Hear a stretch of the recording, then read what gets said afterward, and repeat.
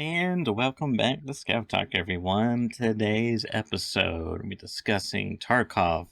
Hardcore Wipe is definitely coming. It's absolutely real. Nikita was not pulling a fast one on us. We got some details. Not everything, but we got some details. Tons of stuff to talk about. Nikita Leaks, news, discussion with the community, our thoughts and opinions about it all. I mean, it's just going to be a jam-packed full episode. Yep. So what's been quite useful actually is that my bailing on Kappa and doing the hardcore thing instead means that I've actually been kind of testing out some of this stuff. So, obviously there's lots of thoughts across the community about what's happened, but it's been quite useful, trying some of it out. So let's start at the beginning of like what happened over the whole week, because it feels like I was looking back through and thinking, man, there's a lot has actually happened and we didn't know that much at the end of last week. Yep. So since we last casted, which was the 27th, we had like 3 days left for Q2. So, as you may by now already realize, Q2 has come and gone. We're in Q3 by 4 days, and we do not have the announcement date for 1.0, which is what Nikita did say. But on the 30th, Axel posted that Q2 in Russia is ending in 5 hours. Are we getting the release date of Tarkov within that time frame as promised? And Nikita actually messaged him back directly on Twitter and said, we've got that date in-house. We're now preparing the announce for public. So I don't think he's just going to turn up on Twitter and just say like, oh, it's December the 27th or whatever. He's going to bring it out they're going to have a big trailer and big, announcement or whatever it is. So like, I kind of understand that. I don't think it really matters. Given that we now know that there's this wipe coming next, that's really what we're focused on at the moment, as opposed to the specific date for 1.0. It's kind of like that's kind of the next thing after what we're doing now. So that's still not announced. We don't know that yet. And yes, the next wipe is definitely more in focus. We know it's in July. We're in July at the moment, so it's going to be most likely within one. I mean, it's got like 1, 2, 3, or maybe 4 each week. We're only at the start, so it's probably going to be not next week, but maybe in the sort of the latter half of the month, given that we haven't had any pre-wipe or anything as of yet. But what BSG have started releasing is they've started releasing these slides showing what the hardcore wipe is going to mean, because I spent most of my time on stream the other day talking about the hardcore wipe and what does hardcore actually mean. What's Nikita's definition of hardcore and all this stuff, right? Versus Pestely's hardcore, because there's lots of different hardcore kind of modes or styles or self-imposed rules that you can do. Nikita's version of what hardcore means, because he uses the word hardcore himself, and he said in the past that Tarkov has become kind of mid-core. So here's the first one. We got the first of what looks like 3 bullet points at the top. Given that we now have the second slide, people were thinking, well, maybe that's going to be staged through the wipe or something. There was a lot of speculation about these 3 bullet points, and they didn't release them all in one go. But given we have the second one, we know that there's probably 3 in total. So this first one, the big one here, flea market disabled. I think this is pretty much a given. Can't really do a hardcore wipe without the flea market being disabled. This is very similar to what happened at the beginning of this wipe. So that's not really any surprise to anyone. We then have increased item requirements for hideout zones. This, I feel like there hasn't actually been that much, I don't know, uproar about that, probably because the people who have the biggest voice out on social media probably don't care so much about that, right? Like a lot of the people that you see these things coming out from will just be able to get that done anyway, because the amount of hours that they play, and or don't build it, right? So there's a lot of complaints coming out from various people, and a lot of these guys who are uber giga 10k plus hour chads don't actually use the hideout, so it really doesn't matter to them. There is a lot of quibbling from more casual players about this, because the hideout is kind of, we've talked about this many times, right? It's sort of a crutch for casual players to help them leg up bit of progression, get some money passively. It disproportionately helps somebody who has less hours, because the crafting times are the same. It depends actually on how the crafts are set up, but broadly speaking, it helps somebody who has less hours, because for the same fixed amount of hideout resources, you get more per raid if you play less raids. Like this is actually slightly less true now that they've shortened some of the crafts, but back in the day when it took like a day to craft some of the ammos or whatever, there was only a limited amount you could craft, whether you were playing 30 raids a day or 3. So this one is a little interesting, and I know Deadly Stop himself has actually come out and said like he doesn't like the idea of this. If it's supposed to be a hardcore wipe, then you want people to be using the hideout more and stuff like this. I think it's going to depend on the implementation. It really just depends on the implementation, honestly, like how bad it gets. Like this could just be like people just in their mind, they imagine, what it is now times 3. That's kind of what people's first imagination would be. That's probably what BSG would do, something like that. But it depends on how it's implemented. If it's more, I don't know, less of a linear chart, and it's like, oh, the beginning's a little bit harder, and then the end is like really hard. That sort of makes a bit more sense. It's like it depends on how it's done. But one thing that's really important is the second point, which is the hideout zones don't require fan raid items. So this is a rollback of how we had it this wipe, where every single item that you need for the hideout needs to be found in raid directly, which means that this is interesting. This basically like threads the needle through 2 states that the game's been in, right? The one state that the game has been in for most of its history, with the flea market there, is you can buy stuff off the flea market to build your hideout. So it just kind of becomes a money game to build the hideout. Then last wipe, we had flea market was disabled, but alongside that, or at least for the first bit, then alongside that, hideout zones required found in raid. So you had to find everything yourself. Now, the flea market came back online. That means that you still have to find everything yourself. But the place where there's a bit of a lack of nuance is what happens with the secure container. Because obviously you put something in your secure container and then you can't use it to build your hideout item or your hideout module, which is a bit of a problem. And there's not really a way in game for BSG to say, as long as you found it in raid, like without adding more flags and stuff, as long as you found it in raid, you can use it for your hideout, but you can't buy it from the flea, that kind of thing. Right. And because the flea market is presumably going to be disabled for the whole wipe, this kind of circumvents that, because it's like, without the flea, you can make hideout zones not require find in raid, because you can't buy stuff from the flea anyway. And then anything that you find in your secure container, well, now, because it doesn't require find in raid, you can actually slowly get incremental progression in your hideout. So this second point might actually counter point number 1. Like people are saying, oh, but the increased item requirements, like, it's going to be really, really difficult. But for somebody who's like a 20, 30% survival rate, even if it's twice the number of items, because you can slowly gather them in your butt, it might actually be easier, because like if you didn't survive the raid, all of that stuff was just gone. It was all lost. Like everything that you got for the hideout was lost. Whereas now you'll be able to get, 1, maybe 2 items. It depends on the size of your case, right? But like if you're an alpha player, you might be able to get 1 or 2 things that you'll swap out for maybe some meds or something else that you can buy with money. You'll swap those 2 things out and you can slowly, bit by bit, build up your hideout that way. So it might counterbalance actually and then give you a slow progression. I don't know. But that's kind of like I think there's kind of I think it's back and forth on these 2 points. It depends on how it's done. Yeah, I mean, I don't know, I was like a little bummed out on like both these. I think the first one kind of like bummed me out at first, as far as like increased item requirements for hideout zones, just because like I already felt like the hideout was already asking a lot for some of these stations. Like you need like some ridiculous amount of like ES lamps in grand total, right? But like it is insane. It's just like a really long grind, and that was kind of the complaint about last wipe, was because of the way they did it. You really couldn't get that incremental progression unless you survived every time, right? Because like at start of wipe, there was no flea, and you couldn't put him. Like you could put him in your butt, but they had to be found in raid, so it didn't really matter. So there was no point in your butt, which felt bad. Felt weird and bad, because that's just not how your atypical Tarkov experience throughout the history of Tarkov has been. Typically you get a hideout item like a hose, it automatically goes in the butt. So that felt weird. So I don't know. I mean, I'm sure we'll get into it later, because like obviously once I saw the next one, hideout zones don't require found raid, I was like, okay, well now this obviously means that secure containers definitely a thing in this wipe. Like I wasn't, that was one of my interesting thoughts, is like, what are they gonna do with the secure containers, etc.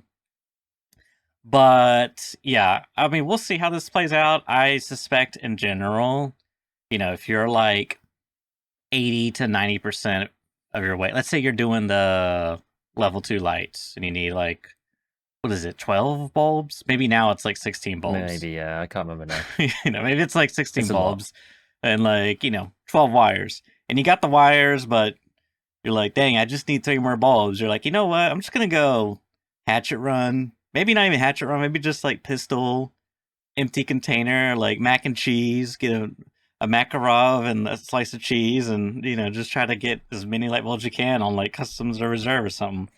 You might see that a lot more, but that really wasn't anything too new, I guess. So we'll see. We'll see.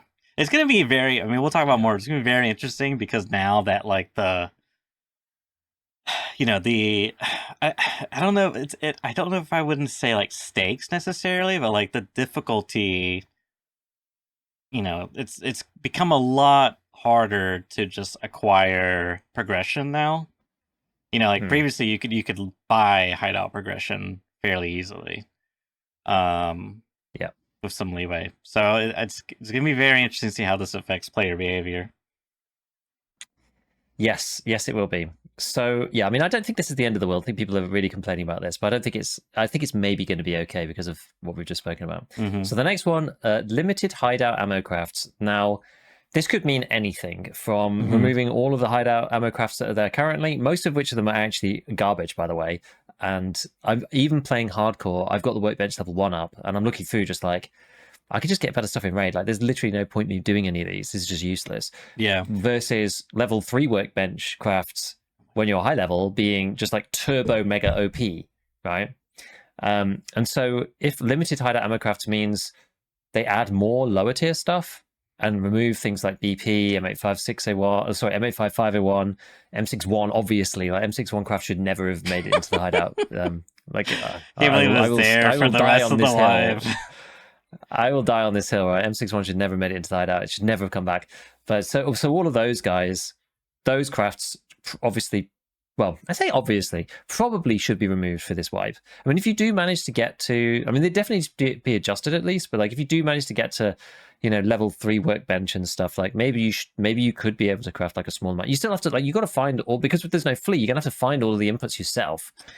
Yeah, that's true. So that is fair. I don't know.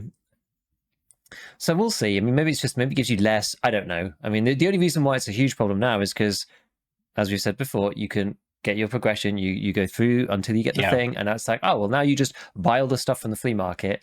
It just costs you money to buy the items. The items are just a medium of exchange from money into the barter input. You may as well just put cash into the barter input, right? It's the same thing, really, just free floating on the flea market, and then you get best bullets in the game out.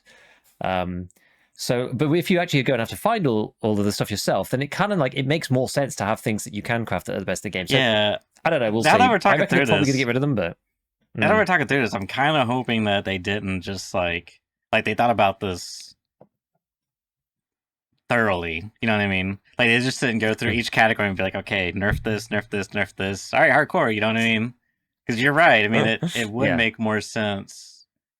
I don't know. I'm sure, obviously I haven't looked at all the data and sifted over it myself, so I can't say one way or the other. So we'll see. Yeah, I've talked myself into keeping those now. I'm like, oh, actually, M61 craft is way better in hardcore with no flea market than it is previously, because the issue before is that the item gate is just a cost. Yeah, that's literally just a cost. Like that's it. So we'll see. I mean, this could be implemented so many different ways.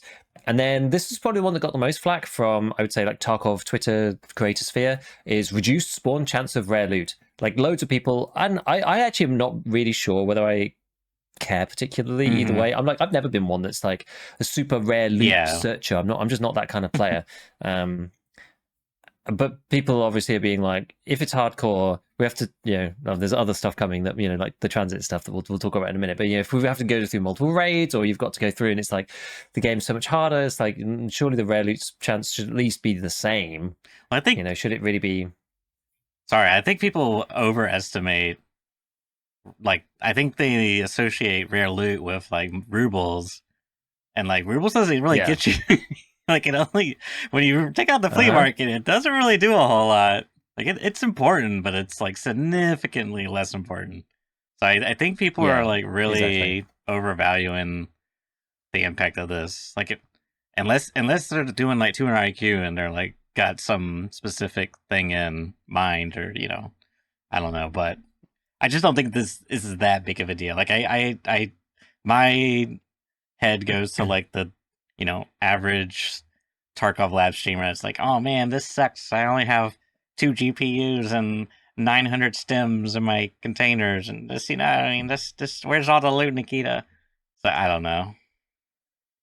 Yeah, so Hyperrat did make a post about this, saying everything looks fine here. He actually did say everything looks okay here, except for the loot nerf. Why nerf the loot when there's no access to the flea? Shouldn't it be the other way around? We're only going to be able to sell to the traders, so why not make the loot more abundant? Is what he said. And Applezor, this is on Twitter again, he came back to him and said, just to clarify a little, it will not affect the whole loot, but rather how good weapons, mods, ammo, and other stuff was easily available. And also not to be as excessive as current marked rooms. Finding a LEDX should be something really worth the raid. So, I don't know what to read into that particularly, but I would say that you can, if you know the areas, for example, if you go to USEC camp, you know, you can get pretty good ammo pretty quickly. Like in my hardcore run, and the same thing with he's talking about, like, you know, top level attachments and all this kind of stuff. I mean, I didn't get any scopes because they're kind of annoying because you need the ring as well, blah blah blah. But yeah, you know, at one point I did lose it yesterday because I was kind of stupid and a bit greedy. But I killed a guy, like a dude who was running usual endgame Tarkov stuff. I killed him with my hardcore loadout at a decent distance too. EKP sight on a SAG AK, running BP. Right, this is just the guy's wearing a Corund. It just shreds them.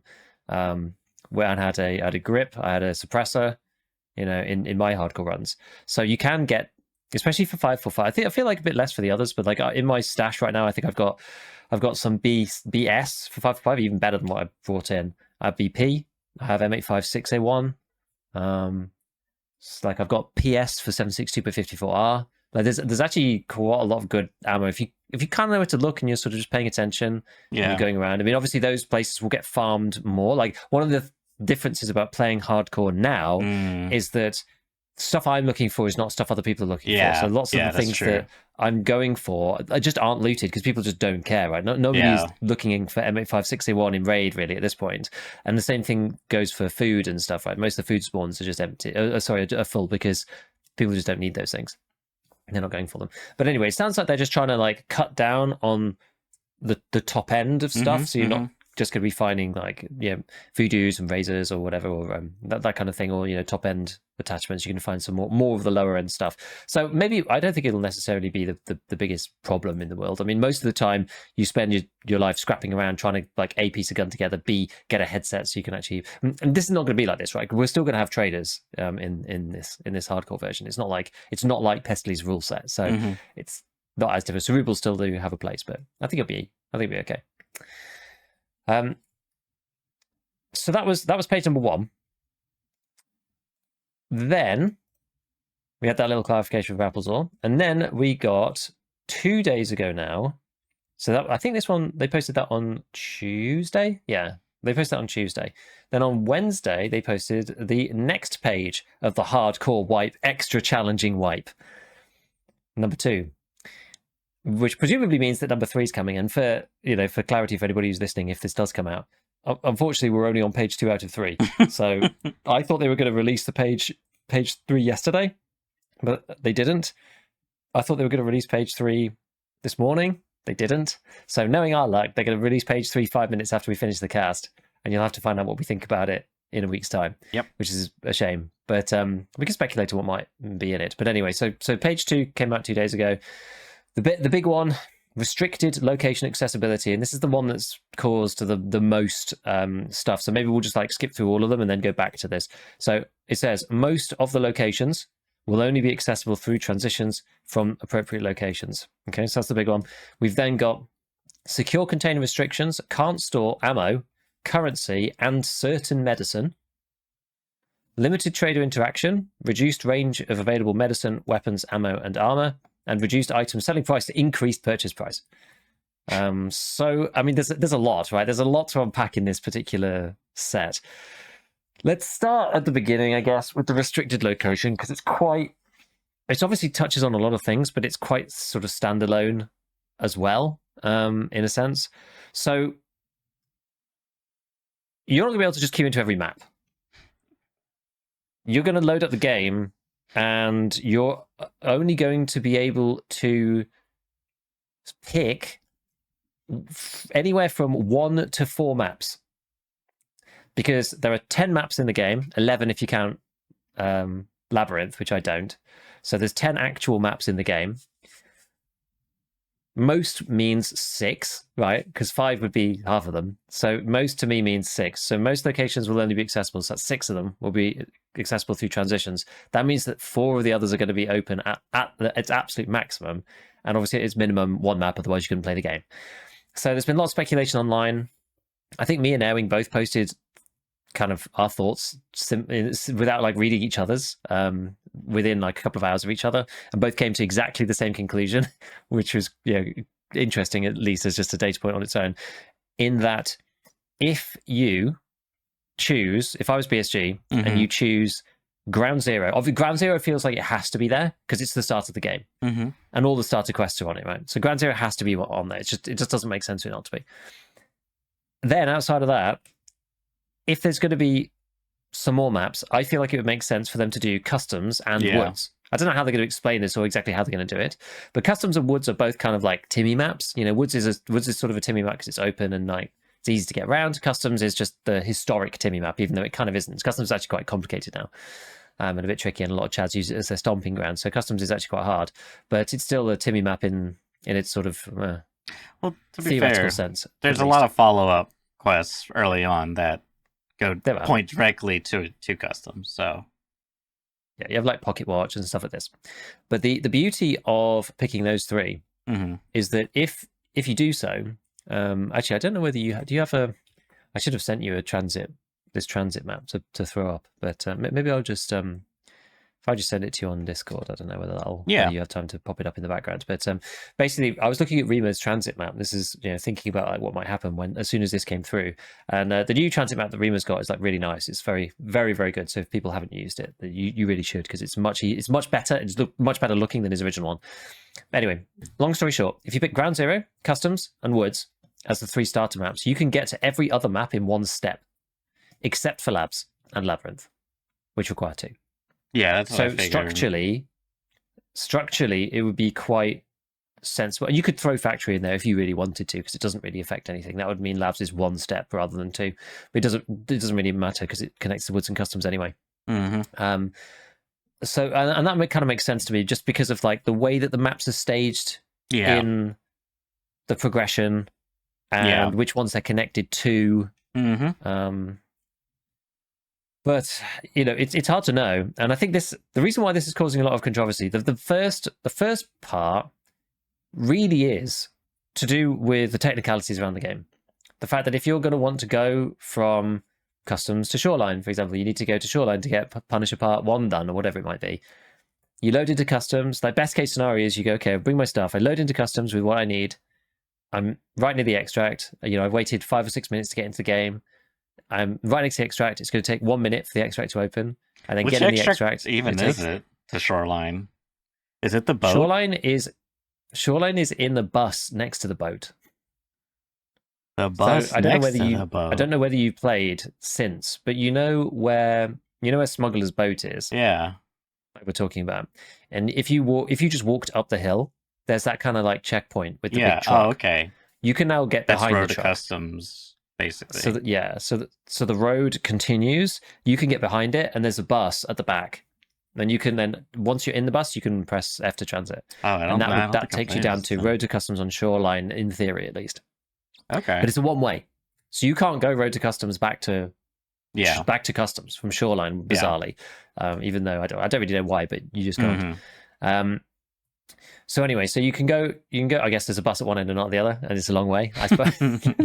I don't know, but yeah. So you start off with Customs. You're right near the extract. Say you spawn at the Super Dorms one, right? It's just like, well, I've been in queue already for 5 minutes and waiting for players and whatever. I get in. Okay, well now I've got to sit in the bus, wait for a minute. Then I press the button. That's 20 seconds. Then I'm back in the queue again. I got to match again. I got to load the map again. Yeah. It's another 5 minutes, 6 minutes. It's like, okay, and then I get into Shoreline, and then you end up at some annoying spawn, and you get shot off the spawn in 30 seconds. It's just like, man, I literally just waited 12 minutes in queue.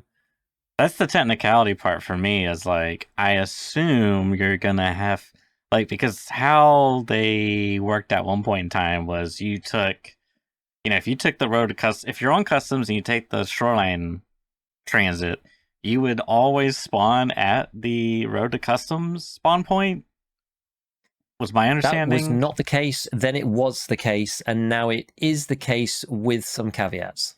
Yeah, so it's super simple, obviously. So that's kind of my thing is like, all like just as a general, as wrap it up in a nice little bow. It's all the devil's in the details for this one for me. So like, I don't really have too much to say because like, it's gonna be how they handle each micro aspect of this. But in like, I'm getting a little off topic, but like in 3,000 foot view, I like it. I've always wanted to play map to map travel, PvP Tarkov mode, but in PvE, it's a little bit depending on how extreme it. Like moving loot around to different hideout stashes is a little. That's like playing Death Stranding in Tarkov, so that's a little different. But you know, anyways, Yeah. So it's an interesting one. So I think that's the biggest concern I think a lot of people have is this technicality problem of just like having to go through. And I mean, if they don't do it like this, right? There's lots of ways this could be implemented, as you said. You could have to unlock some of the other maps. Maybe some have to be transited to, but maybe you could unlock customs and woods. But that means that you got to start. Maybe they start you off just on Ground Zero, in the first week or whatever, and it's just like, so there's the first part about the amount of time it takes. If you pressed F and then it was a 15-second load screen and then you're in the next map, it would be a different conversation, but it isn't like that. And so then you have the second part to this, which is about actually using the extracts as in a gameplay sense, right? So right. Depending on which maps they choose, depending on how maps are unlocked, if they are unlocked at all, or which ones are open at the beginning. Ground Zero being a map that allows you to get to streets, a lot of people are going to want to play streets, but if streets isn't open for starters, Ground Zero is going to be basically like it was in the marathon event, right? And there's one, and they need to change something about this, they really do. There's one exit, which also doesn't really make sense, right? There's one extract from Ground Zero to streets, or one transit from Ground Zero to streets. And it is in like literally the worst possible location for an extract of all eternity. It's like one of the worst extracts in EFT. There's I would say that Collapsed Crane probably, is up there as well. Sure. But Ground Zero really does take the cake. I mean, it is an appalling extract. It's just there's right, one thing is covered. It's like you're gonna get yourself pinned behind a van, against like tiers of vantage points. Yeah, like it's an astounding exit, especially to have to sit there for 20 seconds or whatever it is. Like absolutely insane. Yeah. So they need to either make that wider, make it shorter, make the extract instantaneous, like add more of them, add one down by Nakatani. Like surely there's more ways to get out of Ground Zero than just like one freaking van at the bottom. It's in the middle of the city center. There should be like a hole in a fence somewhere that also lets you transit. Right? There needs to be more places. Otherwise, the transit camping is just going to be out of control. It's just going to mean that rather than doing anything interesting, you're going to spend the final 20 minutes of your raid being like, is there someone still just sat there doing nothing? Now, some people have infinite patience in this game, and you're going to spend most of your life just trying to like root out people near the exit. And then you're going to end up camping the extract when other people come and try and extract, because there's only one way to get from Ground Zero to streets. So like technically speaking, there's issues. Gameplay wise, there are also problems. I think the other maps it might be all right, because if you're on customs, people might want to be going to reserve, or they might want to go to interchange, or they might just want to use the normal extracts, and that's fine. But from Ground Zero, if that's really the easiest way to get to streets, there's going to be a huge bottleneck through that van area. I mean, maybe you're just not supposed to do that, and you go customs, interchange, and then streets instead that way. I don't know. Well, we're gonna have to see. But that's another one that really is. Oh my goodness, that's gonna be horrible if you just can't actually really take them realistically with that. Like it's a 60-70% chance of getting at least shot at, and not really any sensible way of getting these people out, right? Like it's so much harder to assault the vantage point in Tarkov than it is to sit and wait silently and wait for somebody to come towards you, because like they can hear your footsteps, they don't have to make any noise, they know you're probably going to come to that transit point at some stage. It's just, I don't know, just kind of miserable. So I don't know. Yeah, I mean, for me it's just like, as soon as you start putting any amount of like thought into it, it's like, you start just seeing problems after problems. So like I'm just you know, for me, it's just like in the concept, I like it, but like I need to, I'm probably putting too much trust or whatever. Like it's careless assumptions into BSG, but like I'm assuming someone thought about these things or were just like not. They weren't just like, all right, let's flip on the switch. Transit only. So, you know what I mean? Like so. I'm hoping that they've thought about this and really constructed it and not just like flip the switch. Because I think if, as most people are probably operating on and having this big reaction because they're, thinking they just flipped on the switch, which, again, I'm just like, I'm hoping that's not the case. We'll find out. Yeah, like this is the thing. Again, it's all down to implementation. There's a couple of comments that I think are useful to go through because they added extra things that I didn't necessarily think about to start with, but now they made me think about more stuff. The first one was from Stankrat, right? The king of camping. So he kind of understands, and like, but he's like he understands that what's like as sort of evil arc as he is to many people, he kind of understands the game like on quite a deep level because firstly, he's actually pretty good at the game anyway, right? He does what he does mainly for content. And secondly, because he plays in this awkward style for everybody else, again, maybe mainly for content, but like he's kind of shown the viability of it, right? So he's like the other end of the spectrum. Is that you can play the game as a Giga Chad, you can play the game kind of like me, like sort of somewhere in the middle, like more thoughtful and strategic, but I'm not sitting there for hours. Or you can do the super hardcore campy thing. And it's like interesting to see different people push those playstyles to like their full. And so his take's actually interesting because he has like made observations that I haven't, because I just haven't done it as much. So he said the hardcore white rule set is fine except for the forced transits. I have a huge concern. Transit spawning is deterministic, and some transit spawn locations are very proximal to other spawn locations. I use transits all the time to force my spawn location, and unless they change the way we spawn into a raid via transit, I predict that it'll create a very negative experience. For example, if I go from customs to interchange, my interchange transit spawn will be at the corner road connex, northwest corner of the map. If I instead spawn on the right, along the blue wall near a few trees, not even 100 meters away from that corner spawn, then I know with a very high probability that another player group has taken my corner spawn, and they don't have to be transiting as far as I know. I can look to the left, and I can take them out within 1 minute of the raid starting. Spawn bumping via transiting happens very, very frequently. Yeah, but like in this case, everyone's transiting. Maybe. Yes, but I guess they would be if it's a map that's not load intoable. So maybe it will be different. Presumably. So like, and if you look at, the transit there, like this is the thing for me. It's just like, there's so many problems once you start thinking about it, what we currently understand for the information we have. It's just like, for me, I know it's probably like fun and entertaining to like sit here and speculate about it, but like the speculation is it's going to be shit unless they do something to make it not shit, is kind of what I'm thinking, and I'm like hoping that they're not going to make it shit. It's because otherwise, like, are they going to do like 3 players in a map? You transit, like, factory is literally like 3 spawn points and 3 in 3 groups. That's it. Just like what I mean? It's just like, ground zero. If you go from like streets to ground zero, you're the only one in there. If everyone else goes ground zero, do you all just spawn at the exact same spawn? Is it spawn, spread people out? Like, there's just so many things. I just don't even know where to begin with it. So hopefully, it's a bit weird, right? Like, they've really thought this through, and it's going to be fun, and people are going to be like, "Yeah, hardcore." Imagine, customs shoreline, right? Like, if you do have to go, the other alternative is to go customs reserve lighthouse shoreline. Like, no one's going to do that. Everyone, or woods lighthouse shoreline. Still, people aren't going to do that. They're just going to go customs shoreline, right? And so then everyone from all those customs raids are all going to spawn on the same side of the map. Is there going to be like no one on the west, and like everyone's going to spawn east because that's where the road to customs is? So it'll populate 1, and then 2, and then 3, and then 4, and then 5. Right. And then that's everyone. There you go. So the west side of the map's completely dead. Like, it's very weird. It's gone back to the like very early days of Tarkov. Apparently, you would spawn on customs, and the way they designed it was like everyone spawned like on big red side, and it was a race to the other side of the map to extract. so weird.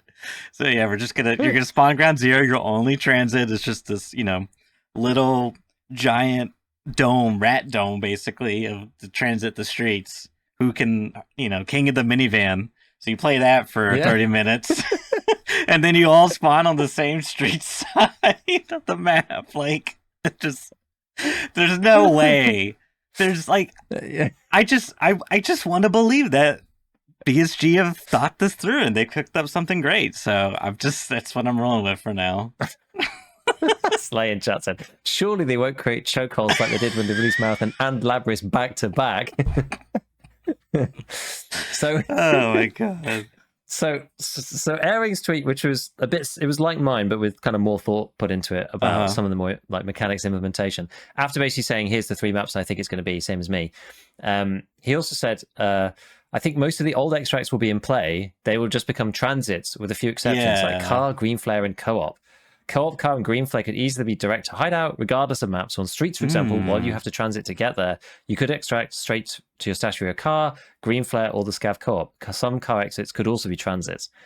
I also believe most of the rules around extracts will be modified or lifted. No longer will your extracts be across the map like it's historically been the case. This gives players more freedom in raid movement. And this like made me think about stuff, and I was just like, oh man, like if they do actually just take a lot of the extracts and make them transits instead, like I hope that they don't do that, because then there's another issue with transits which I don't like, and I had some other chats on Twitter about this week. Is about how there's no like pause button, right? You can't say like, well, I'm gonna do 3 maps in a row, right, and I'm gonna go from customs to reserve and then to lighthouse. You do all of customs, you battle through, it's like hard fought, you've got a bunch of stuff, you deposit a load of things, you get onto reserve, you have another like hard fought like 40 minutes, it's like an hour and a half in.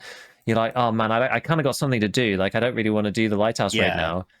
You can't then just go through the transit and then be like, okay, I'll pause here and then I'll come back and do lighthouse later, right? Like, you just have to play that right now or lose all your stuff. Like, you got to keep going or die. You're stuck on Peacekeeper. You got to do the dropping off the SV-98 in the the thing. You spawn at ground zero.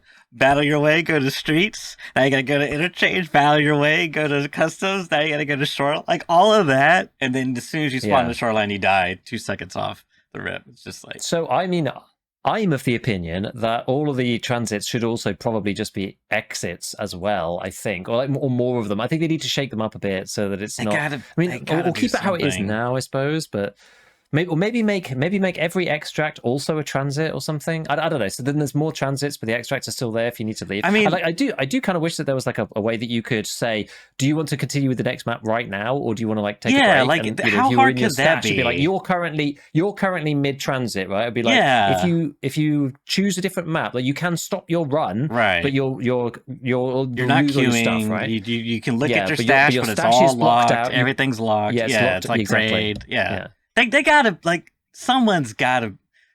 I mean, I'm just gonna say, if SPT can do it, surely BSG can. So, like, they if they want to go that far, it would be a really nice thing. I don't know if they will, but I think that would be really great. Another thing they could do, similarly to what you said, just you have certain extracts that take you straight to your hideout, because that would be nice too. Like if I'm. Let's say I'm doing that really long trek from ground zero to shoreline. If along the way at customs, something unexpected happened, which is Tarkov, it's going to happen. And then now I have like this interesting choice where it's like, well, do I continue risking my progression? I'm so close to my quest to doing this thing on shoreline, but I just got all this awesome loot. I would love to secure it and take the ZB extract and secure my hideout right now. Things like that. I would like to see as well, but whatever the case may be, dear God, please do something other than flipping switches, because oh my God, it's gonna be. I mean, someone said some of the things were just like the lowest player wipe in history, and like I could see that if they do things very poorly. I just don't see how anyone would ever. If it crashes when people are transiting and stuff like this, right? Like that, then it's going to be a disaster. But there's ways to make this work. This is the thing. There's ways to make this work. We will still have to see. Yeah. I mean, if it's just people having to wait in queues, like people won't accept that. I think that's the thing. Like the game can be really hard, and people will still play because we're all here because we hate ourselves anyway, right? So, but we don't hate ourselves enough to just be literally. And one of the issues with transits too is that I don't think you can interact with your stash during transit because there's no menu. So you're just going to have to sit and look at the screen like as your brain falls out, right? Like, whereas at least now, if you're queuing in while it's doing the first bit, you can at least be messing with your stash. Like you're not really thinking about the queue time because you know half of it you spent tinkering with your stash and stuff, which is a lot better. So the next issue, kind of that I've got here, and I mean, obviously we're going through all the problems because those are the things that potentially, if it's just all wonderful, then it doesn't, then it doesn't really matter. And I think but I think there's cool ways that it can be done. But the next thing that I think like is a bit strange. So the secure container restriction, which is the next box, can't store ammo. I think that's a big plus. This makes a lot of sense. It means that you can't just do the zero risk, just have a big stack of good ammo in your secure container and do the classic Tarkov thing of SKS with BP that I found in a box somewhere, and now I've got, I can kill 40 players technically with this amount of ammo with whatever, regardless of what armor they've got at this point in the wipe. So that's good. You're gonna have to take the stuff out or die and lose it, and then it means other people can get your ammo too, so it's kind of nice. Ammo is unaffected by insurance anyway, so that's all kind of good. Currency unable to be stored in the secure container, I do not know if that's a good idea or not. It's not used for that much anyway. You don't get that much in raid anyway. It's used primarily for moving stuff for transit and paying for the BTR. Like things that are, well, the transit thing is kind of fundamental to this wipe. So that's one of the reasons why the transit's good. But then you're going to have to take the money with you. Like, it's just awkward. I don't know. I just don't think that's necessarily like the punishment. The penalty is paying for the stuff to be removed from the raid. Surely, penalty. That's what you pay for already. Like it's like, oh, the ammo thing. But you're thinking then there is no penalty there's no penalty with the ammo because you can just keep it in your secure container and then you just use it when you use it. Whereas with the cash thing, it's like, yeah, the cash is in the secure container, but like the penalty isn't losing it when you die. The penalty is like, rather than extracting from the raid for free, you pay to get it out of the transit. That's the penalty. But now it's like, oh, you got to pay to get out of the transit and you got to bring it with you. So if you don't make it to the transit, you're going to lose it. And then if you get to the transit, now you're also going to lose it. It just feels like a doubling up. I don't know if I understand what you're saying. What are you losing? I'm just saying, the money? Talking about like risk reward and things being free, right? So in the ammo case, if you've got ammo in your secure container, right, you're taking in good ammo for free without risking that. You die. Like that doesn't, unless you take it out, it doesn't disappear. You're always keeping that. Yeah, exactly. Whereas with the currency thing, I feel like the cash thing, it's not really, because it's money that you're paying for something with. It's not. I don't feel like it necessarily is dictated by the same set of rules, because the risk reward is, I either don't pay the money and I go to the regular extract and it's free for me to get my stuff out because I got it out properly. But you can't go to the regular extract. Well, you might be able to. I don't know right now. Oh, okay, I see. I think you'll still be able to. I actually think you'll be able to get back to your stash fairly easily using the regular extracts. Personally, like that's only my personal opinion. It may not be. I don't think that people are going to be forced to go round and round and round and round the transits a ton. I just don't think that's going to be the way it is. Maybe it will be, and then that's going to be quite tough, I think. But I don't think it will be. So what you're saying, either you take the regular extract and keep the money, or you die and lose the money, or you pay the transit and lose the money. Kind of, yeah. It's like you're kind of like doubling up. I mean, it doesn't matter that much, but it just seems strange to limit people doing the transit mechanic. Right. You don't get that much space to move stuff. It's not like you move in inventories with it. It's maybe a rig and a little bit more. It's a scav karma thing. Right? It gets bigger as your scav. But I guess like if you're gonna be transiting a lot, you're gonna need a lot of money, right? To move items, sure. The transit's free. So you're gonna want a lot of money. It's only returning items to the stash that costs. You're going to want a lot of money because you're going to want to, like lighten your load as you travel these really long distances. Yeah. So I don't know. I mean, I guess they just want to make it more rewarding, like increase the intensity of it. Because like if you kill someone, then you get their currency, which means now you can send secure stuff back. If you die, Yeah, so it does actually. It's actually kind of a buff to PvP and killing other players, so yeah, and I guess like it not necessarily looting. that bad. I mean, I guess looting's the same. I don't know. I think for me, it's interesting because before it was boring. Like, you just bring in big stack of cash and just don't think about it, you know? Yeah, I think that's also a hallmark of like the previous wipe, the ease of making money kind of thing. Mm-hmm. This ties into point number 4, which is reduced item selling price, increased purchase price. People might actually be starved for cash for the first time. Yeah, possibly. The traders are going to cost more money. Like I don't know what this is going to mean, but the traders are already pretty stingy. Mm-hmm. If we're talking about, let's talk about, I don't even know what might you realistically buy from the 20, trader. Let's say you buy 20 round mag SKS. Yeah, I mean, well, let's just go with that. It doesn't really matter what it is because they're all Mm-hmm. kind of the same. 20 round. Let me see. This is maybe a bad example because there's a million parts called SKS. What's it? 20. I don't even find this. You go with like Cobra Sight. Okay, I'm going to do something else. I'm going to go GSSH headset instead There you go. because I can't find it. So currently, a GSSH headset costs 17,500 rubles from Prapor, and it sells best case to Ragman for 10k. Okay, that's not too bad.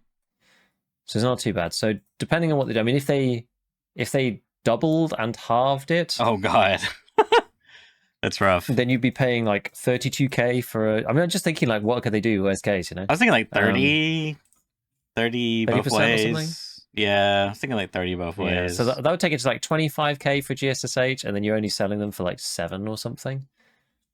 So and without the flea, money is a lot harder to get access to, right? Because you don't get the inflated price of all of the hideout barter items on the flea market. Everything has to be sold to the traders, and most items are 10, 15k at like, at their top. There's like bits of food that are, because I've been doing this recently as well. It's like Poxorams are 12. You've got vitamins which are like 15. You've got some food stuffs which are 10. So it's like you have to sell quite a few things and of the right. So you have to be quite careful with what you pick up too, because a lot of the stuff doesn't sell to the traders very well. It's like bolts and nuts and that kind of thing are amazing, but they sell to therapists for 7k. So they actually kind of suck. Screw nuts sell to therapists for 5,500. So it's like a lot of things. You're having to be making this difficult, which is good, right? You're going to be making this difficult decision between, do I pick up bolts and nuts for my own hideout versus do I put these other things up to sell them? And Right. I've sort of been doing that on the hideout. Sorry, on the hardcore version I've been doing, because it's like you can still, you get your trader rep up by selling items to the traders. You're not allowed to buy from them, but you are allowed to sell to them, and you are allowed to buy cases. So I finally got the Scav Junk box on hardcore, because you can sell items to the traders and you're allowed to buy cases with currency. And that took a while, right? And I had to start thinking about, okay, well, I'm going to take this, Vibin shoe, or I'm going to take, whatever else that's like a high value over some of these other things that maybe are more useful, but like I really want to get this case, so I'm going to do that now. It's like, it actually makes you make interesting decisions. So I don't mind about that one at all. But I feel like rather than it just like taking a stack of 300,000 like people just used to, because money was whatever.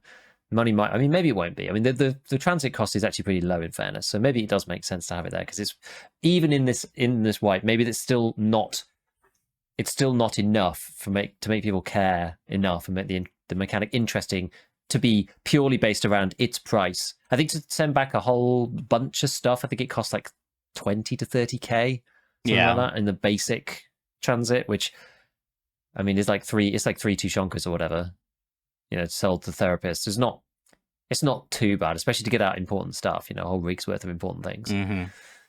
Yeah, so we'll see. And then the other one is certain medicine. So it says certain medicine, which has led lots of speculation. Yeah, I mean, I didn't actually catch the certain medicine part, but I just saw medicine and I was like, oh, so injector case is like dead now? Like, I don't know. See, I feel like injector case might. I feel like the injector case might not be touched, because I mean maybe they are just doing it and that's just going to be collateral damage. But like, yeah, you're right. It makes the injector case useless and pointless. Well, I don't know what you would do. Still stims in your like what's certain. Well, I was thinking multi-use painkiller. Yeah, that came up. Golden Star, ibuprofen, Vaseline, and Algins. I mean, is that what else? Like maybe Grizzlies? Maybe Grizzlies. Maybe CMS Surf Kit. that seems really annoying. That'd be really mean. That'd be really really mean. annoying. I'm just trying to think of like what alternatives they could do. Man, that would be so annoying. See, like this is kind of the weird thing. So I didn't like when I first saw, jumping back to page 1 or the first slide where we got like, basically you can loot hideout items in your butt again. And then now it's like you can't store ammo, currency, and certain medicine. And maybe this ties into what you were talking about with like currency. But I mean, there is like a pros and cons to it. But like one of the cons would be is like now it just becomes tedious to like gear up. Like it's very taxing, you know. Like part of the beauty of the secure container and like its purest form is like you don't lose everything when you take a loss. Like you don't lose your consumable / resources. You know what I mean? It's like, yeah, I lost like my gear, but I didn't lose like my meds and like my ammo, things like that. And then it also kind of makes it even more interesting is because it's like, let's say you bring in good ammo and like stems and stuff. It's like, well, do I use this stem now that maybe is going to be effective, but it's like very expensive and very rare? Or like, do I save it? There's like a little bit of play there. The con or pro or whatever the opposite would be is like, now when you kill a player, it's like all their like really good stuff, those really good stems, really good ammo and currency and whatever, it's like loose on their body. Which is like one of the things I thought about, many times ago, or a long time ago, was just like, if you have like this really, hyper whatever Tarkov world where like everyone keeps all their meds in their container, let's say we just got like 9x9 containers, right? And just like all their stuff is in there. It's like, if you're ever like in a situation where like you get into a firefight and you just like use all your meds and you go to loot the guy's body, it's like it's gonna be dry for like consumables, you know what I mean? Which is like, feels weird, I guess. So there's really like I said, pros and cons to both approaches. But what were we talking about originally? I already lost my train. I mean, all these things. How did we get here? Who am I? It's just about storing medicine in the butt. That's literally what we started with. Yeah. Anyways, I don't remember what I was going with that exactly. So the only other part to this then, because we kind of touched on all the other parts, because everything's interlinked, right? Tarkov is just an enormous simultaneous equation at the end of the day.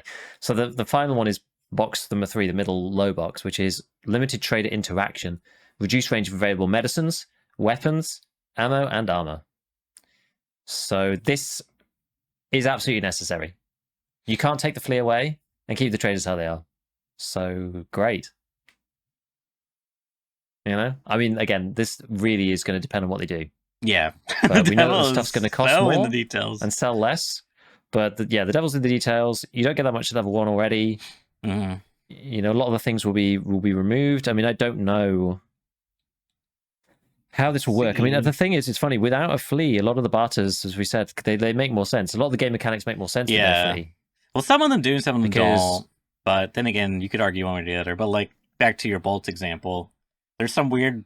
Maybe it's intended, but whatever. You could like take nuts and bolts and trade them for like a barter item, and then sell that barter item to the trader and get more money than you would have sold the nuts and bolts. You know what I mean? But maybe that's perfectly fine and intended. I don't know. Yeah, you have to be store at sledgehammers so you can get Defender 2s at Ragman 4 and stuff like this. It's going to be interesting to see what happens. I really don't know. I really don't know what this is going to mean. But we'll see. So, oh man, so this is a lot, right? Mm-hmm. There's a lot here. I think the unanswered question about the limited traders, which has cropped up a lot in my journeys around the Tarkov sphere, is about ref. Ref obviously comes into this limited trader interaction thing in some format, but the ability to power level through XP, transfer money across, and get access to items that you would not be able to get access to normally is a big concern of a lot of the player base, and rightly so, because Ref is already viciously overpowered. Mm-hmm. And so he needs to be either completely removed for the first section of the wipe, and then slowly upped, or they just need to completely overhaul this stuff and like remove loads of it. This is the thing. The other part to the traders, I guess, is that, which kind of I just reminded myself there, is that they could, in theory, stage the traders too. So the flea market, previously it was like, well, it's gone for a bit and now it's coming back. They could sort of go to that route with the traders too. Say like, the first week it's level 1 traders only, for example. Second week, level 2, third week, level 3, fourth week, level 4, something like that. I mean, that would just annoy the chads, I know, but at least it would mean that everybody's, even if you like level ahead, everyone will be on the same playing field. You're just having to use the same base stuff from the traders. So that's an option for them. I don't think that's necessarily a good one, but that's an option. It's going to be fast because this is going to really change. This is a huge change. This is going to change a lot about what you're kind of aiming towards, and because we won't know at the start like who's got what, that kind of makes things interesting because we won't know the optimal routes. We're just gonna have to like go through and then see what we get, and then I guess try and strategize based on like the first people to get through and see, oh, this trader's got this removed, this is this change, whatever. It's gonna be interesting. So we are waiting for the final slide. Any thoughts for what might be on the final one? I've got a couple of ideas. I haven't even really thought about it. I'll start. Yeah, no, I thought you might not have, but the first one that they haven't mentioned at all is insurance. Yeah. So that's not mentioned at all. Is quite a big mechanic. Yeah. Insurance is one of the reasons why the economy, I mean, normally it's a flea market thing, but it's the reason why, for example, something like if you do find a voodoo, well, voodoo's not a great example. Something like an Elcan maybe or a Valde is better because it's like standalone in a ring without a ring. Once someone finds one, it's then in the game's pool forever if insurance exists, because it can't be sold. But what are the options, right? It's like, well, I die in raid. Well, I survive by raid and I keep it. That's the easy one. I die in raid. No one loots my body and I get it back in insurance. I die in raid. Someone else loots it and they leave the raid and they get it. Or something untoward happens, like a scab picks it up, I go MIA. There's like a few niche scenarios where the item gets vaporized from the loot pool, but they're very unlikely compared to the other scenarios. Me dying and getting it back, someone else killing me and taking it, and me surviving the raid and keeping it are the overwhelming majority of situations. And so every time an Elcan is found, or any of these optics, it just stays in the loop, right? There's a very low attrition rate of these things, and so they just build in the economy until everyone's got one. And as with the whole hardcore thing, the exact way that these rules are set really determine the experience, because playing hardcore on public servers means that, like I nearly did yesterday, you only have to kill one geared guy and then you've got all the gear, because you're one step removed from the trader economy, right? Yeah. And in a hardcore wipe like this with no flea, that's kind of the same thing.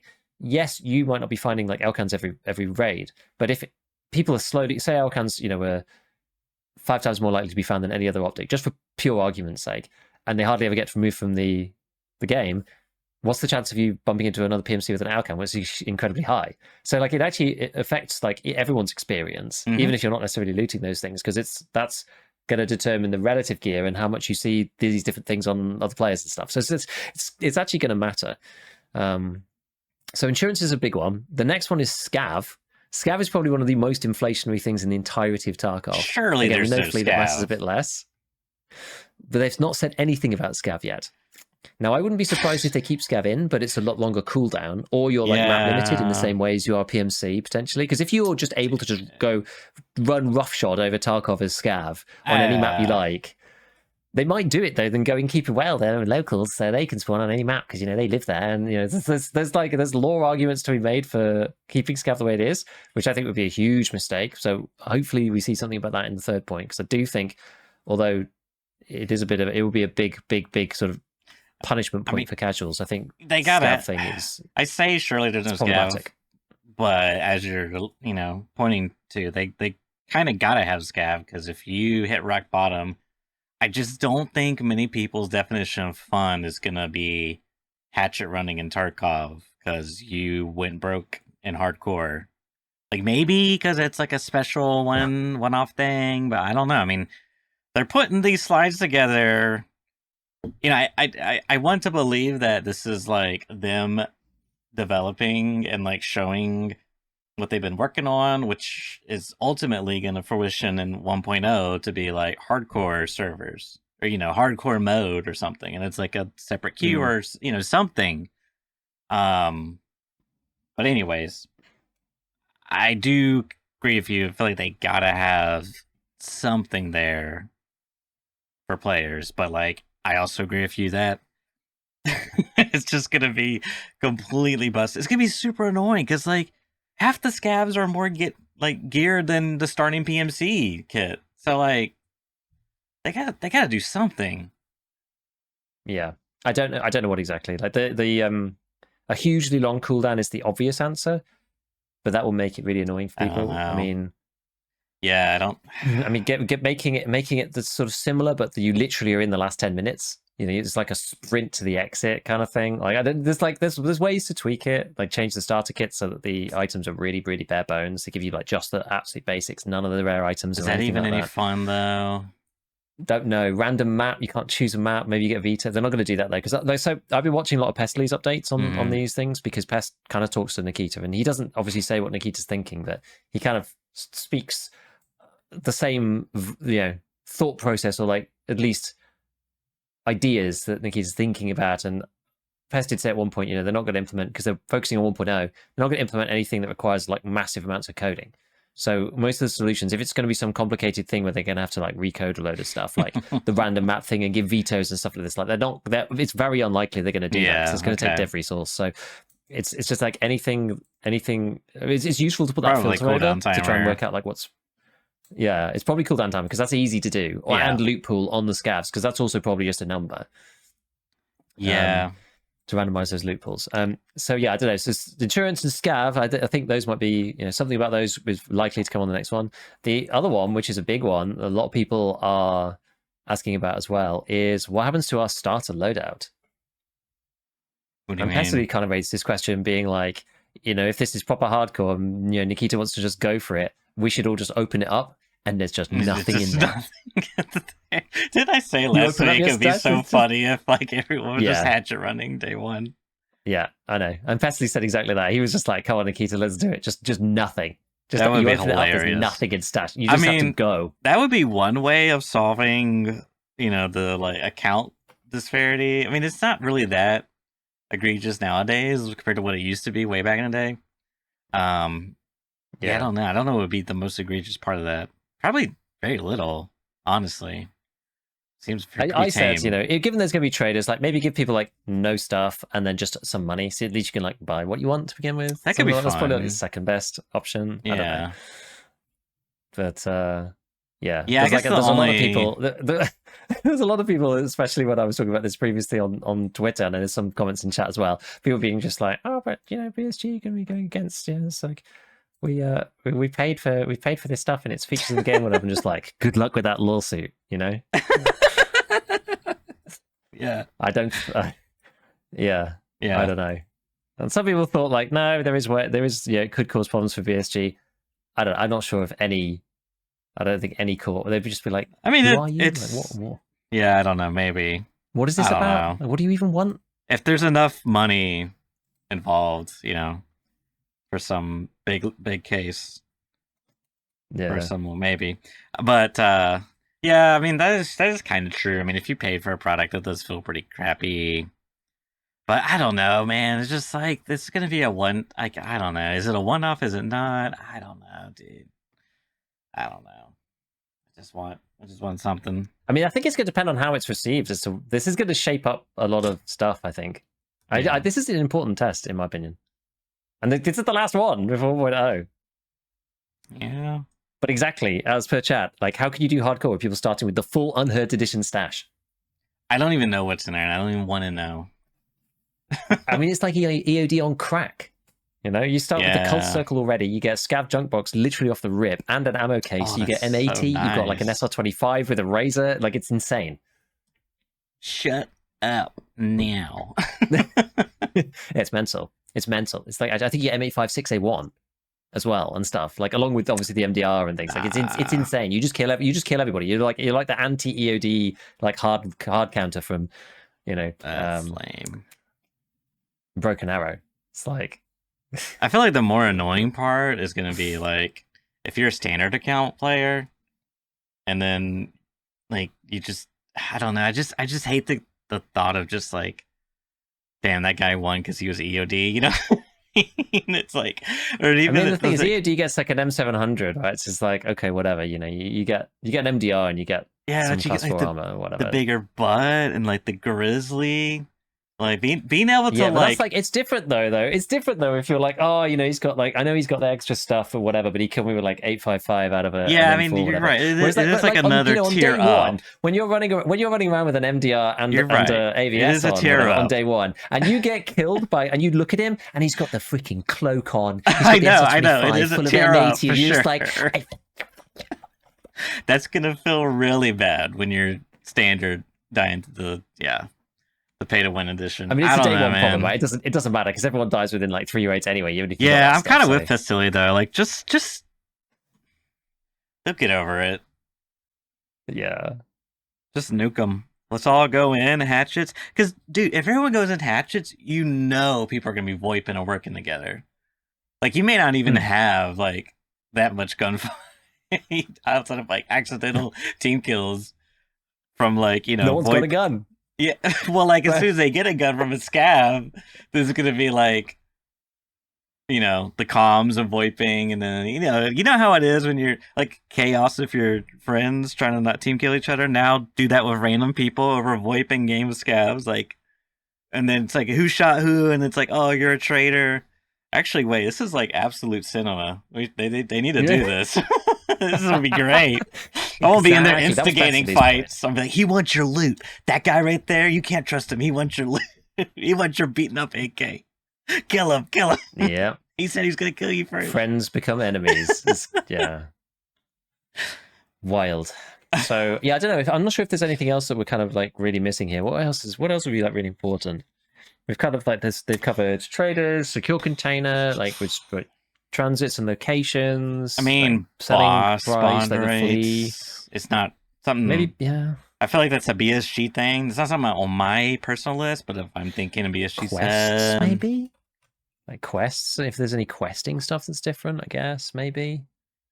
And yeah, I doubt increased it, quest but- requirements. 8 hoses. Increased quest requirement. Yeah, 25 scav kills. We put setup back to 15. You're welcome.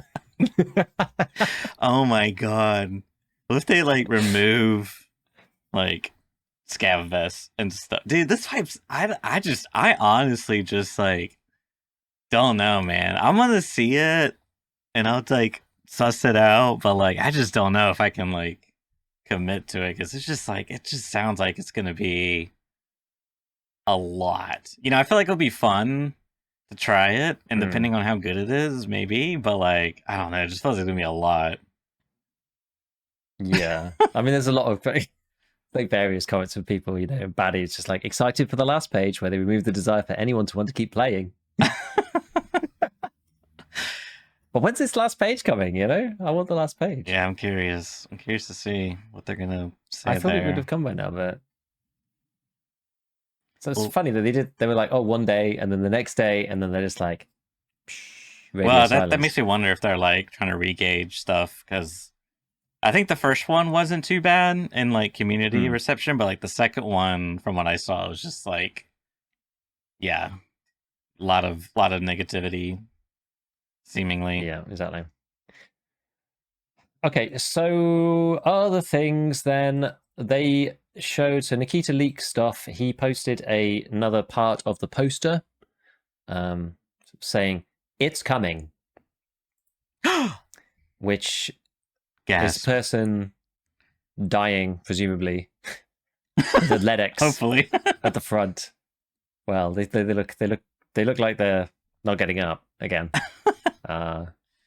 But yeah, there's like, and it looks like it's part of that hardcore poster we talked about last week. It looks like the left-hand side. So, Nikita likes to snip little bits of these things. What is that on the left? Post them out onto. Is that a scar? Have you got it up on screen? I don't actually see it on the screen. Oh yeah, I don't actually have it on screen. You need to pull it up. There you go. What is that? Is that a scar? So apparently it's a scar. Yeah, it's a scar with like the Daniel's Defense stock, one of the newer CQR grip. It looks like a scar in the background too, as well. Yeah, okay. But yeah, this is the left-hand side of the other poster that we were looking at last week. Yeah. The other poster has got, I think it's, I thought it was an RD, but I don't think it is. I think it's like, actually maybe, I can't remember now whether it was or not. And I think it's an AKM. I think it's like a modded AKM. Yeah, yeah. And then in the background, I'm not sure. It's an HHS on something. Wait, I'm not sure exactly.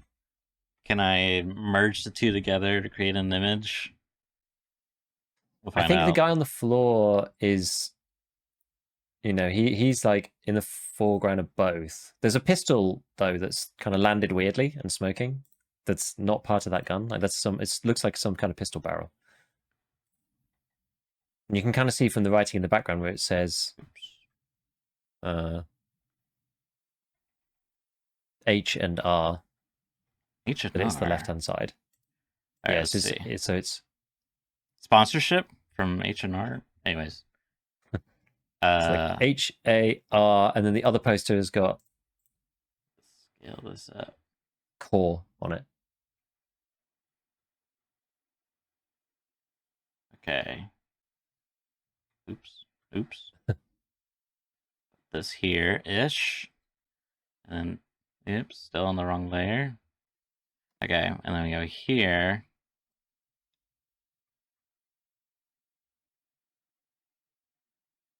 Does the guy's shoulder kind of match up? Not. I mean, there's probably a gap. With a gap. Yeah. Yeah. I mean, we can. It's something like this. Yeah, something like this, I guess. Not that it really matters, it doesn't tell us much. No, it's just fun. Yeah. He also posted a little dev clip thing. Not really very important. There was a man walking with a plastic bag. There was like a snippet of a load of code. A lot of people were kind of trying to analyze it. It looks like it's part of networking. Something like that, like nothing really important. There's lots of like random cuts of people doing machining and metalworking on bullets or bullet casings, which does, some of it seems ill-advised. I think the video ends with a person hammering a cartridge in a grip, which I was like, that doesn't look like a sensible thing to do.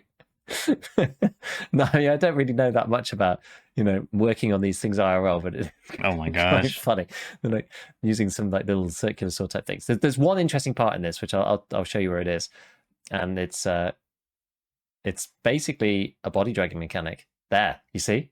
That's the one thing that's interesting about this video, other than random Russian people sawing up cartridges.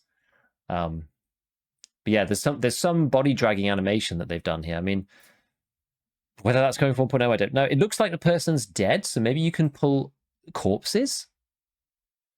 So you like kill a guy and he's out in the open, and That'd you be can so pull him to nice. loot him. He doesn't look like, some people are going like, oh, is it the unconscious state? It could be, but I would be a really nice feature too, because I don't even know how. I'm pretty sure backpacks, like things you drop, are client-sided, meaning I don't actually know. I don't even know how to explain. Well, they but can be in basically, different places for different clients. Exactly that.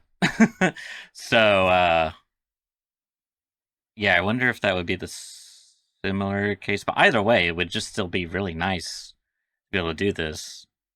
Wouldn't really matter. It might be like a few oddities, like you just see a body dragging, where when it shouldn't be. That'd be like the most very extreme, stuff. Yeah. Most likely like teleport or warp or stretch or something. That's sometimes you see that in Rust. They don't have body dragging, but sometimes the body ragdolls and servers. Anyways, it's networking, complicated stuff. But no, that is the cool. other one he sent was this red tracksuit. Red tracksuit. Oh yeah, I did see this. I remember this. Lots of people, showing gifs of people with the credit card, as you might imagine. Yep. All right. Yeah. Okie doke. So other bits. We can do actually. Which way should we do it? Let's just look at the arena patch for a second. This one nearly made me poo my pants because I saw a patch notification thing appear, and then we are going to be taking down the game. Oh, it's arena. Okay. Now, there's not really anything too important to say in here. I had a quick look through. There's vote kicking now. So, they changed it where you would earn. How did this work? What was the issue? I can't even remember now. They had an issue with people stay. Oh yeah, you earned money just even if you lost. So you earned some money just for participating. So people were like going in and then just leaving the game, like going to have lunch or something. Yeah. Because you're going to make a little bit of money even just for participating. And so they've added this vote kick thing. I think that's probably to do with that, so that you can actually get kicked out. So there's a few rules on it, but it doesn't really matter. You can't kick friends out of your own group, so no trolling. The only other thing that actually matters for me just reading through it really was this one in the middle of changes, which is change the objective capture logic in checkpoint mode.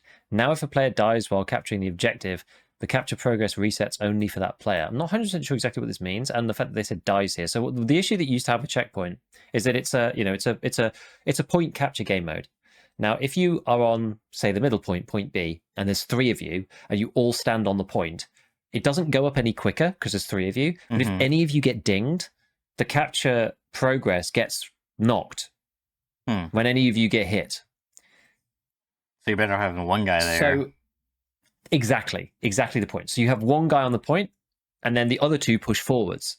Yeah. So that you don't ding the point when you're acting as a meat shield. But it was kind of annoying because a lot of people have those things as dailies to cap the points and stuff like this. So you're like battling between like, do I want to win the game? Like you're kind of torn. It's just like, well, to win, I'm actually more likely to win the game if I push out and don't get my objective. Yeah. But I kind of want to get it, so I'm probably just going to sit on this anyway and like actually be detrimental to my team, which is kind of stupid. So I don't know. They've said like if a player dies, I mean, if they said if a player gets hit, that would make more sense to me. But maybe that's what they've done. I mean, next time I play checkpoint, I'll have a look and see what that means. Okay. But that'd be, I guess it's like the only thing that really matters. You don't really need to. Well, if this is how I think it is, you won't need to push over anymore to defend those points. You can actually just defend the point itself, which would be okay.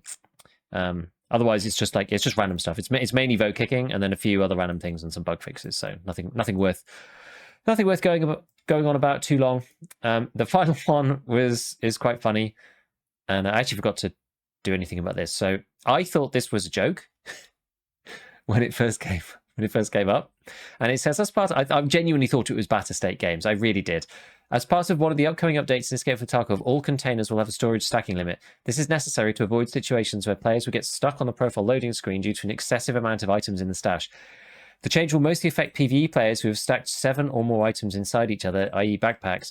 All items that exceed the limit will be deleted. In order to avoid situations where valuable items are lost, we ask players to sort the parts of their stash that may be subject to this change. All players who lose at least one item will be given an in-game compensation. As we know with the cheaters, you'll have probably lost your entire money case of 23 mil and be given, a packet of matches and a toilet roll.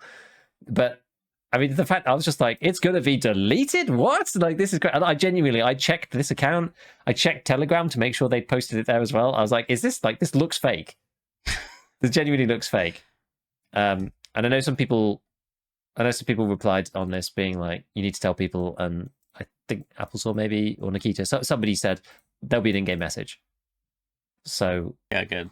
But I can imagine PvE people probably got loads of stuff. I mean, I don't really care, right? Because the wipe's coming, so you can delete my stuff. I'm really not bothered. Yeah. But in PvE, people probably have a lot of stuff. I was talking to somebody in chat at one point, and someone was just like, "I've got all my money cases in there." Like, oh no, at the bottom of the black hole density bag stack.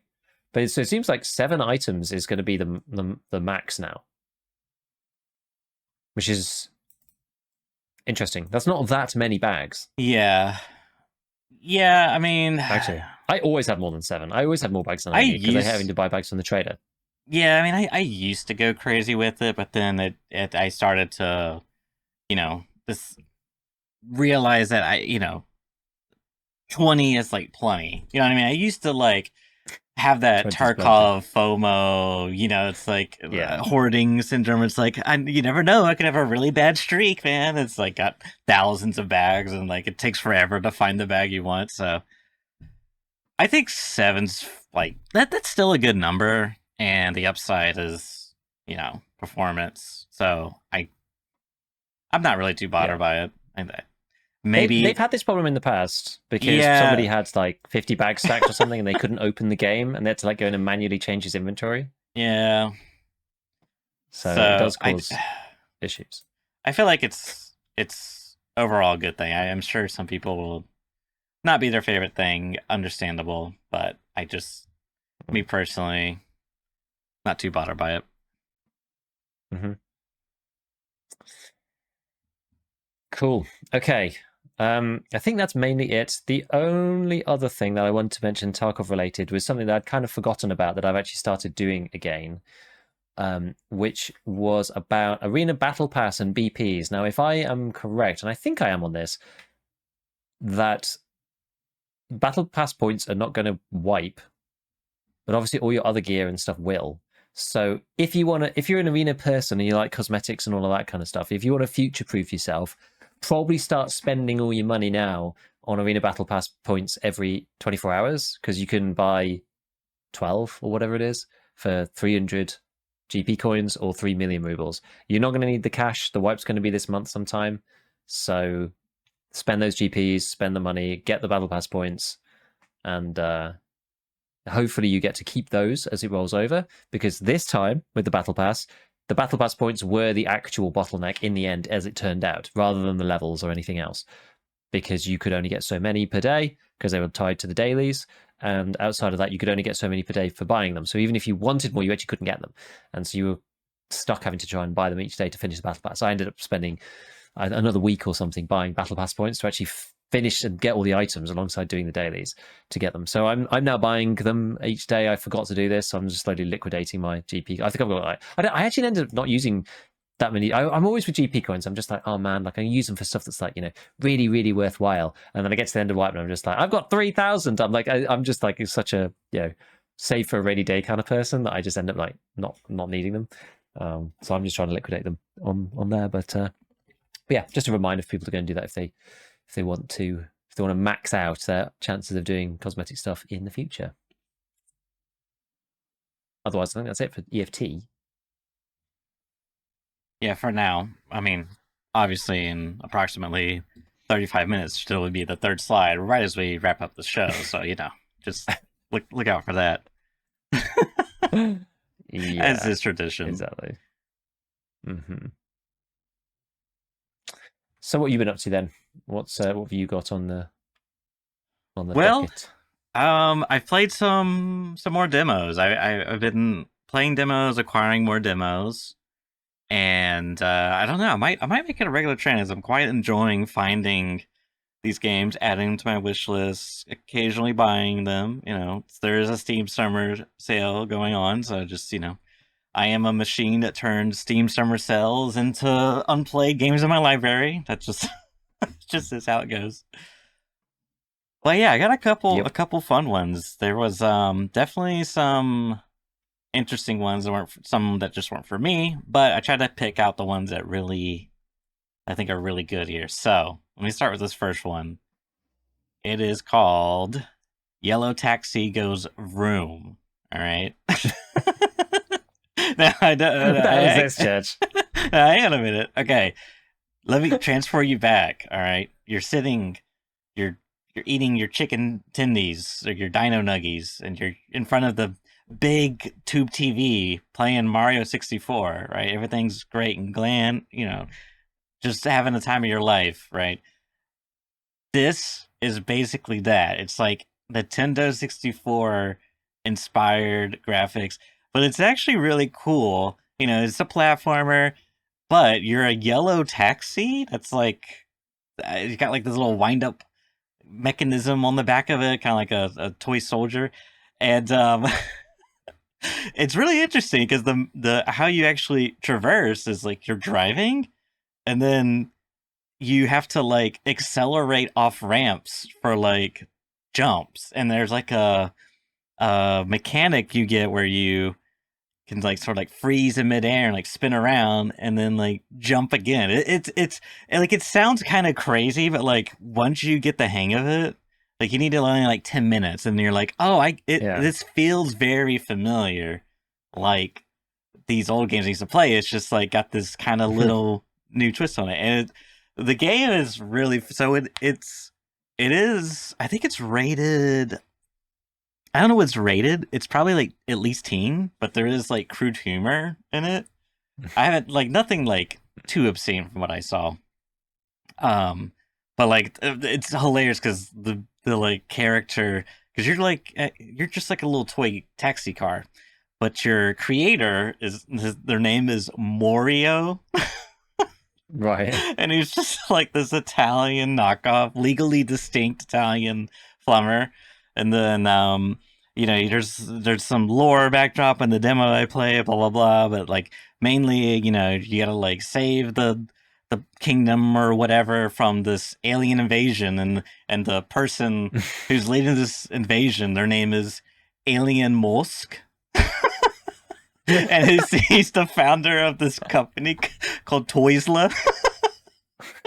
It's just like the first boss you fight was like just this chaotic bomb thing. Like it was I wasn't really too sure about it. Like it was I to be fair, I ought to I'll do that next time. I have to write down some of these YouTube channels I found, because a lot of these recommendations I got from other like YouTubers, and like this game is like fairly niche. I mean, it's came out in 2024. It's actually got overall 1,000 reviews, but some of these like don't even hit like triple digits, like 100 reviews. But yeah, overwhelming were positive. Anyways, Yellow Taxi Goes Vroom. It was a fun game. It's definitely it's on my wish list. Like I'm gonna look for it in the future. Nice. Okay. It reminds me a lot of like some random stuff. It reminds me of like lots of things when I was looking at it. It reminded me of like, because I never was really a Nintendo guy. We just didn't have that. Really? Yeah. That platform. And so it reminds me of things like Sonic 3D and like Simpsons Hit and Run and stuff like that. Yeah, which is like my childhood. Yeah. So it's like, but they're all the same kind of thing, They're all the same kind of thing. Yeah, I actually never really. My cousin had Mario 64, so I played it a little bit there, and then at some point I got a Nintendo 64, and then I played like Star Fox a bit. I think I might have rented that, but yeah, I mean, apparently the games back then were like $100 plus, like it just, which is kind of like insane, especially Like when you equivalent, consider I like guess. no. I think they were Not like even just actually $100. yeah, which is I mean I don't know actually, I don't know for sure, but yeah. Anyways, just interesting stuff. The next game, all right. Have you ever played any of the Telltale games series? Nope. Like The Walking Dead, the Borderlands Nope. stuff? Okay. Borderlands, I've played with somebody on their PlayStation once. Okay. But specifically the ones that's like pure narrative. You like choose. No. Okay. This is, I believe it's from the same studio or like some of the devs, but this is called Dispatch, and you play as a superhero workspace comedy where choices matter. Manage a dysfunctional team of misfit heroes, strategize who to send, emergencies, blah blah blah, balancing relationships, etc. And it's basically, you know, there's like two gameplay modes, if you will. There's like the story happening where you like make these choices with like character dialogues and your choices matter. Very classic Telltale stuff. And then there's this other gameplay side where you're like playing superhero manager logistics 2025. Like you're in That's charge the of a part that team. gets the lizard brain sparkling in my head. Yeah. I'm like, oh, this looks kind of interesting, actually. You're in charge of this team. You gotta like, you're a dispatcher.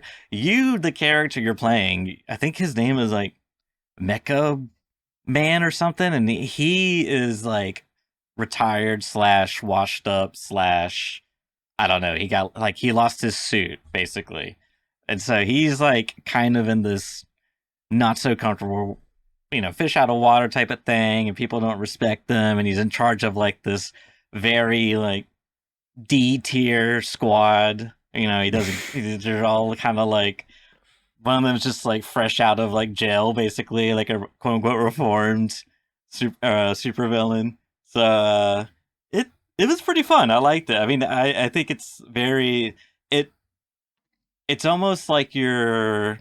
I think you have to go into it. Like the gameplay was like fine, but like for me, it's like I'm going into it and playing it as if I'm like watching a show because that's what it feels Hmm. like basically. Because there's lots of dialogue, you know, even throughout the gameplay when you're like managing people, and then obviously all the scenes. Like it looks really good.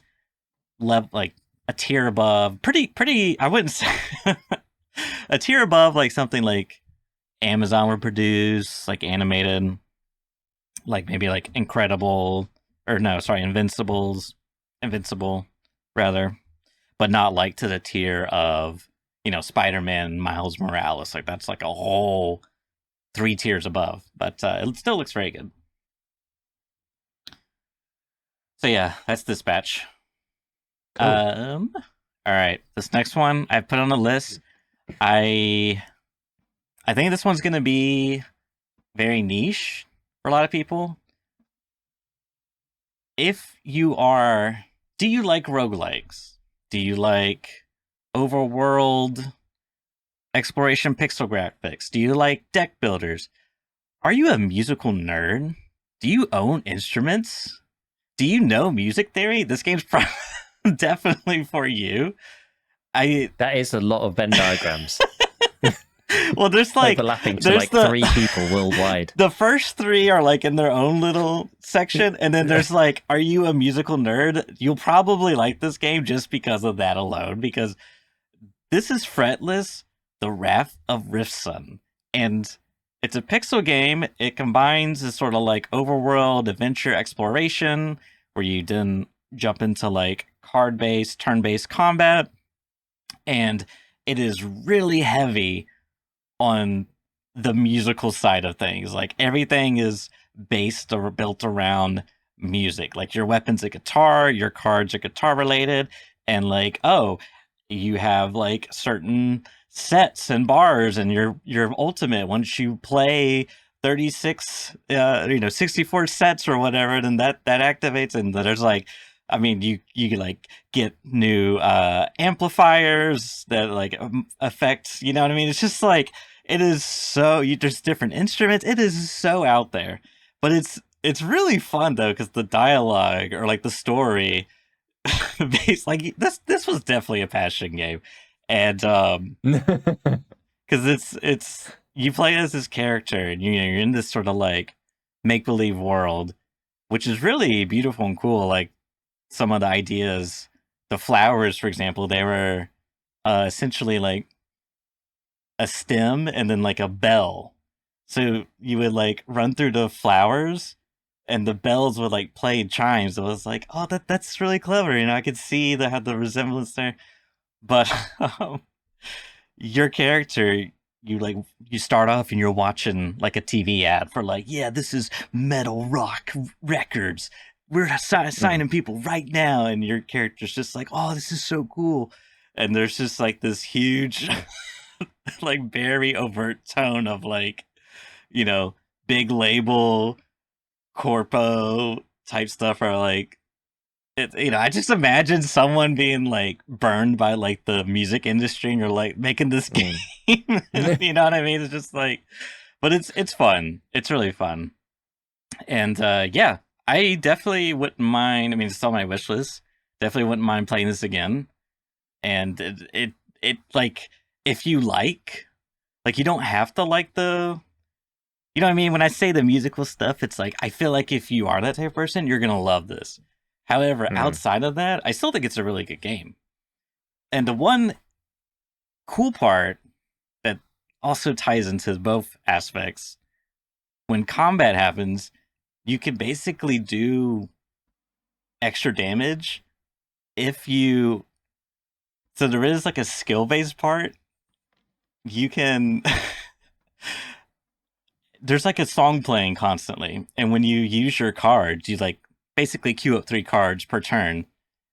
And as your character animates the card attack, like let's say it's like a guitar slam, if you hit it on the right beat, you get more damage, and there's like a visual cue as well. So it's very Ah. like, and part Card, of roguelite, Dance Dance Revolution, overworld, pixel, Final Fantasy type turn-based battler. There's a it's lot really going on cool. here.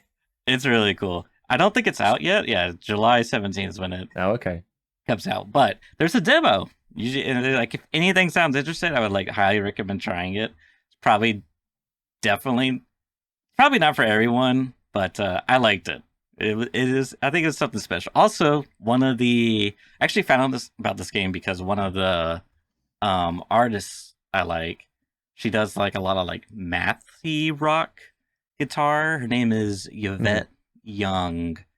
I won't pull her up now, but anyways, the music is like very good. Very good. So that is Fretless, the Wrath of Rifson. It's got an awful name. I will say the name of this game is really Fretless. bad. Fretless is Fretless at quite the good. yeah, They but should have just left it at that. yeah, I agree. I think it's being very like tongue in cheek. It's like, oh, the Wrath, Yeah. like very this trying to like pull on those nostalgia kid like strings. All that wonder Mhm. and whatnot. All right, next one for you, The Last Exterminator. Did you play boomer shooters back in the day, like Duke Nukem, a Doom, Quake, any of that stuff? Not really. Okay. I've played a little bit of some of them. Like I've played a bit of Quake, but not really. Like a little bit of like Unreal Tournament and stuff like that. Like, but not really. Yeah. Not Okay. really. I mean, my first because my first my proper FPS was Counter Strike Source. Because before that, I used to play on console. So before then, it was like Time Splitters, Red Faction, like Metal Gear Solid. It's not really a first person shooter, but like those kind of games. It was all like PlayStation titles I used to play, like Time Splitters 2 and Red Faction is what I used to play. So yeah, those ones not really because I kind of came a bit late to PC when CS was kind of the thing. So I only Red really played CS and like Call of Faction Duty 1 or 2? 2, I think. Okay. That was a cool game. You could destroy terrain. You could dual wield. Yeah. You could fire like each different gun, depending like with different triggers, like grenades to send people's controls like going the wrong way and stuff like that. That game was sick. Railguns shoot through walls. That was an insane game. I And great to watched play multiplayer. That's a awesome. retrospective, mostly of the first one. But yeah, that was interesting. So this is basically like the most. It's very boomer shirty, and it like I honestly it really is. This reminds me of like 1-to-1 of Duke Nukem, and I It remember looks like Duke Nukem actually. it plays just like Duke Nukem. I remember playing that game when I was a kid, and first of all, I had no business playing that game as a kid. But it is Yeah. like 1-to-1. Like you can hit light switches. You got like a kick button. You got like aliens are invading, but they're like bugs instead of like pigs, whatever the stuff was. And like I mean, it just Oh yeah. you shoot these like fire hydrants and like fire barrels, and like these like massive explosions go off. And it's like the sound effects and the buildings like falling, and it's like it like perfectly hits the nostalgia factor 100%. What I really like about it, it's like it does really really good on the execution, and there was like tons like I played the demo. It's literally one level. I finished the level. I found like 3 secrets, and I thought I was really smart. And then at the end, it's like you found 3 out of 10 secrets. I'm like, what? Like I thought I was super clever. I was like, oh, I see, Deb. You put the thing here. I jump on it, and then you shoot the thing. It's like, I'm such a gamer. And at the end, it's like 3 out of 10. I'm like, damn it, I have to go back and play it again. But I think it's just really fun. The character, she's just like, she just feels like a like midwestern like blue collar chick. She basically spawns at her job, steps outside. The alien invasion's happening, and like she goes to her van and it blows up, and you're doing all this as like gameplay. It's just like, oh man, I don't remember what she says. She just has some dumb line, but it's just fun. Very very Oh, is she like nostalgic. actually like an exterminator in real life? It kind of looks like Exactly. that based on the page. So just like, yeah, Exactly. okay. Yeah, Like a yeah, bug exterminator. All right, I see. I see yeah. what they've done there. So yeah, Last Exterminator. I like that. This was the really cool thing though. That I want to mention is the dev is making it on his own engine, right? And then he What? plans to. Yeah, I know. And like it's really cool because there's very like the characters, enemies you fight, they aren't just like sprites. They're 3D, which is like, and the gun's 3D, but like it looks like it's 2D, as if like the old games. He does. It's really really good in that part, Hmm. but he already has plans for mods and level editor built into it. But it's all in his own engine, which is like crazy to me. So yeah, when this thing comes out, I don't think there's a release date yet to be announced, but I played the demo. I thought it was great. Like I'm definitely, especially with those features, like I'm gonna buy it, like 100%. That's cool. I can't wait to start making maps. It'll be fun. All right. Do you hate boomer shooters? Are you a modern gamer? I don't know how else to to sell this, but all right. For real though, this game kind of made me mad. It's called Void Breaker, right? And I'll tell you why it made me mad. Because I'm just like, why the heck couldn't Marathon do this? Because this It looks looks cool. like, tell me you're not looking at this footage right now and you're not thinking, damn, that looks sick. That looks, they got these green texts and like very intense stuff happening. This looks like Marathon, right? Tell me That's you're kind of seeing actually. it. I mean, I don't know if it's just like coincidence or like green text or whatever, but I played this and I thought this game was sick. Like, I don't, I'm just like kind of blown away. So this is a roguelike first person shooter. And I know everyone's already groaning about roguelites, but just hear me out. Okay, this game's cool. It's very good. It's actually pretty challenging too. I was pretty surprised. And it's not just like this. Some of the demo or games I play like this that are like FPS roguelites, it just kind of boils down to like one big arena shooter, Mm. you know, and you're just like constantly like running around in circles, jumping and etc. This one felt a lot more like it had a balance of like being fast, but you having to like dodge. But on top of that, you have to play very tactical around your environment because you can pick up objects and throw them at people, enemies. I don't even know what these things are. You're like some type of like human cyborg test subject that's constantly getting deconstructed and recompiled, and your hacker friends trying to get you out, and you're like stuck in the system, and you're just constantly. I don't even know, but That sounds kind of cool too. yeah, no, it's the world building behind it. Like the demo is real, like it sets you up, like it's really good. This game is like really. I don't know when it's. Yeah, so there's August 20th. Like, I mean, this game's really high up on my list. That's definitely say the last for best. But whatever. My point is, getting back to the tactical part. So you gotta like,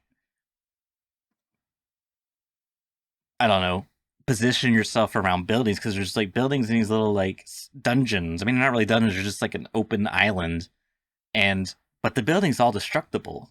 And you have a grenade, and you throw a grenade, and it teaches you in the tutorial, narratively, that you can stun or like stagger enemies by exploding debris on top of them. So you throw a grenade at like the building to get the debris to fall on them, so that way you can like disable them and damage them more. Because otherwise, you're just like kind of getting overwhelmed. Like I was, like I said, I played a few different roguelite FPSs, and they all just kind of felt like, oh, I'm just like circle strafing, shooting, jumping constantly. This was just like I gotta like position myself. I gotta like use my brain, and then the modding on the weapons and character, like it gets like I had a pistol. So you start off like a base pistol, and then you get like a bullet mod. You get like a body mod. I mean, it honestly really, when I'm seeing some of these slides, and if you end up playing it,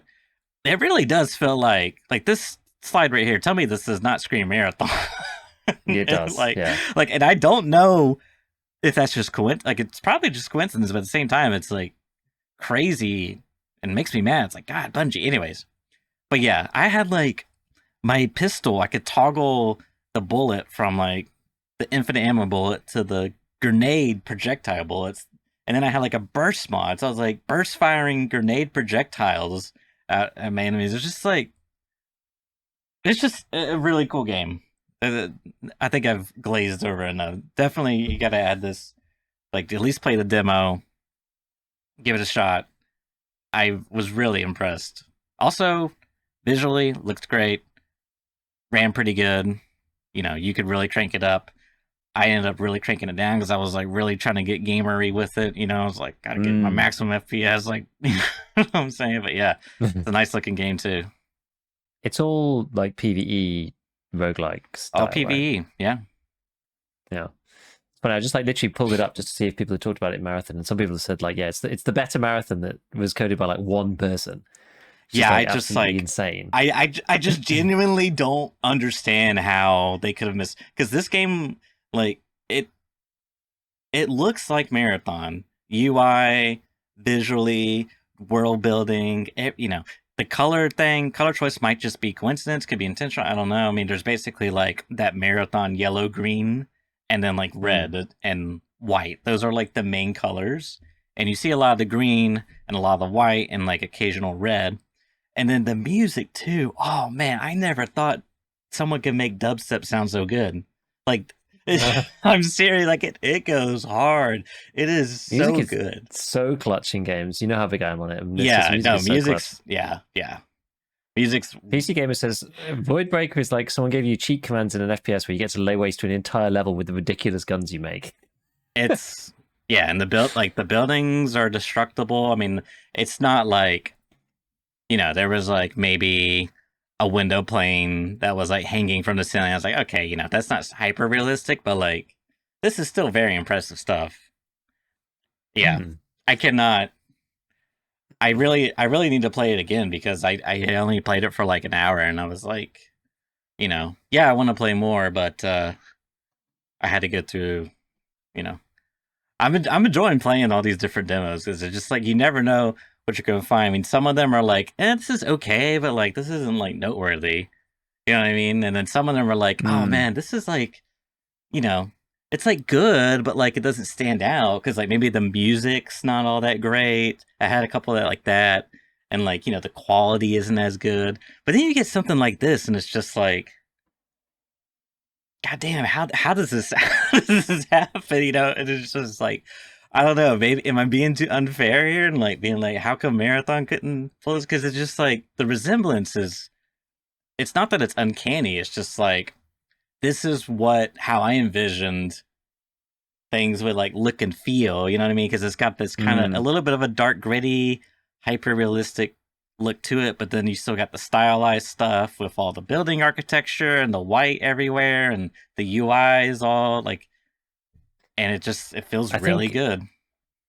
I think it's just crazy, especially now, and especially as like, you know, people like to hate on AI and stuff, but I feel like with all of these like tools that people have, like various tools, these like one-man bands who could just like make a thing, and they just play like just some person just has an idea, and they just like 10,000 people have an idea, and they go hard and they work on it for a year, and like 9,920 of them are awful, 80 of them are like okay, and then like 10 of them are insane. That's kind of like always how I've thought about, you know, modding for games. That's why some of these mods end up being really good and became DayZ and Dota 2 and like all these other games that were awesome because they just like happen to have some magic factor, and it's like impossible to create that by design corporately because it's really, really hard, right? It's the thing that Bungie is struggling with right now, and a lot of AAAs are struggling with this, like how to capture that lightning in the bottle. And it's really only done by trial and error, by people just trying lots of different things. You need to be able to iterate 10,000 times over it and make something awesome. You know, that's why I don't know, the indie games are so strong now. There's just so many good indie games. And I think maybe that's like partly the reason. It's funny, it reminded me because I actually delved into the Steam sale myself, which you know, if I see it, I'll pop through and just see if there's anything that caught my eye. And I haven't played that much of it yet. I'm still dabbling a little bit. I haven't actually played for a few days, but I'm still dabbling with Broken Arrow a little bit, which is, you know, fun. I think that's going to be interesting. It did what kind of put me off Broken Arrow was kind of like the. Did I talk about this last week? How much had I played it already? I do Or remember only you played talking tiny about bit? it a bit, but I mean, you feel free to remind me because I don't even remember what it was exactly. It was it a war that, like, game? Russia versus USA Yeah. like strategy game. It's like Okay, I basically remember now. it's a recent RTS that is the predecessor is another one called like War Game, I think, or is War Game? Is Warno and War Game the same thing? I think they are. Anyway, I think Warno is like a Cold War thing, whereas Broken Arrow is like today's military, but it's a tactical RTS rather than like a big sort of macro RTS. Like it's not a base builder, so it's one of those where you have an army and then you've got some. There are, to be fair, it is sort of a hybrid, but it leans much more towards the sort of Rome Total War style of games where you just have an army and you go fight, rather than like the StarCraft style of game where you like build a base and have an economy and or Age of Empires or whatever it might be. So you have your units and you fight them against each other. But like the game is certainly interesting. It's like insanely complex. I've played now a little bit of like a tiny bit of multiplayer, and what's weird is that, and it seems weird, but I think I can see why they've done it. Right, like the way that you win. Because the way that you win in most RTS is that you just destroy the enemy completely, right? Like even Dota's the same, right? You just go through and you blow up their base. Well, this one is a bit different because of the way that the resourcing works and stuff, where the more stuff you bring, you have like what they refer to as, I think we talked about this last time, you have what's referred to as a deck. Mm-hmm, and on that deck, you can bring in whatever you like if you've got the right points for it. But the more stuff you bring, the amount of resource that you get per tick goes down. So the more stuff you have out, the less resource you get. So it's kind of a swing and roundabouts thing. But the way that the point scoring is what makes it really weird. So it's a capture the point kind of game. But the issue that you've got is that there's two ways to win, and you get allocated points depending on how much you're doing in those categories. You either hold these points on the map, or you destroy more things of the enemy than things you than the things you lose yourself. Okay. So I played one game, and like me and my friend, we like took all the points and we like held all the points till the end of the game, and then we lost.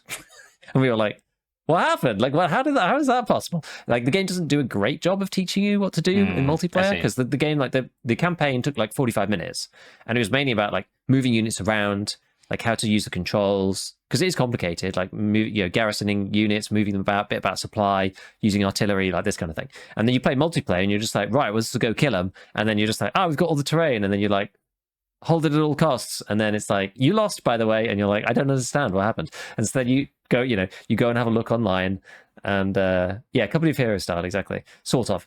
And but you go look online and go like, okay, what's going on? And people are like, well, yes, capture points matter, but also your KD matters. And there's points for capturing stuff, and there's also points for doing combat efficiently. It's not just about killing you; it's about like your KD and like how many units you've killed of theirs versus how much you've had killed of yours. So if you're ahead on that, you can actually win without necessarily having all the points.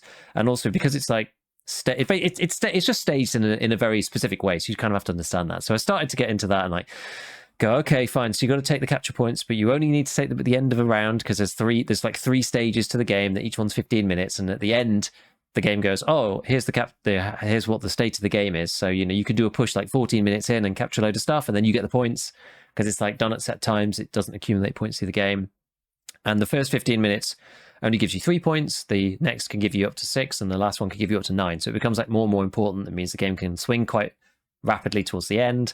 So it's like, I don't know, it's structured in a way that I did not expect. I wouldn't say it's necessarily unintuitive, but basically the long and the short of it is, what it means is that you can't just push forwards and hold terrain at all costs. It's a balance between how much terrain you think you can hold realistically and efficiently without taking like awful losses. So you can't just like basically sit on the point and get artilleried and expect to win. This is kind of the thing. It's like it's terrain versus like efficiency of units thing. So you're not just gonna sacrifice your units to hold the points. Like that'll actually go against you. So that's sort of the idea. It's to kind of make you balance those two priorities of kill efficiency along with terrain capture, and it's quite hard to do that. I don't really know. As I said, I've not played that much yet, and I had to take a bunch of days off because my friend who I was playing with was not online, and it's annoying for me to come here in the evening anyway. So Broken Arrow's been fun. I'm probably gonna play a bit more. I did get put a little bit off because it does seem like it's quite a bad cheating problem. It seems, not that I've run into it, but I've seen it online, and I'm just like, oh man, do I want to get into another game where there's like doesn't really seem to be, and people like teleporting artillery across the map. There's like units with infinite HP and like shooting with like no cooldown and stuff. And I'm like, oh god, this looks quite bad already. So if something's not done about that, hopefully the game won't just die. But it doesn't look very good. Otherwise, there was 2 games that were kind of cheap. So I actually eventually, have you played Kerbal Space Program? No. So I haven't either. I've been told many times that it's something that I would like. I've not played it yet. But I don't know whether is the Steam sale still on. It was really cheap. It was like £3 or something. It's like really, because I go through like the 90% and just go like, do I recognize any of these games? Yeah. No, I'm pretty sure I saw it there too. Yeah, and it's currently like £2.99. And I was like, you know what, this is worth it, because I know they were supposed to be the whole game is about like basically building rockets and getting to different planets and stuff. And I think the idea is that you go out as far as you can to like different planets and things like that. I don't really know exactly, but a lot of it's about like rocket design. It's like trial and error rocket design. So you build something and it doesn't work, and okay, we'll change this. You build it and it doesn't work, and you're trying to escape the planet and like do stuff. And it's apparently it's very, very interesting, very cool game. And lots of people have said that I'd like it. They were making a second one, but it got cancelled. Like lots of people were really looking forward to it. But unfortunately, it got cancelled. So I mean, maybe that's why it's on super sale as well. Oh, did it? I thought I remember it being. Huh.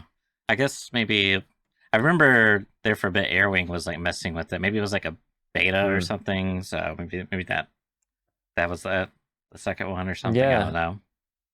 Yeah, I don't know. I mean, I know that he. I think maybe he was the first one. Maybe he was even playing the first one. Yeah. And a lot of people have played the first one. Like if I look at my friends who play, it's just like basically all of everybody that I know is like in the list. Yeah. So I'm like, I just never got around to it, but I probably will play that at some point. So it's kind of good. One that reminded me, the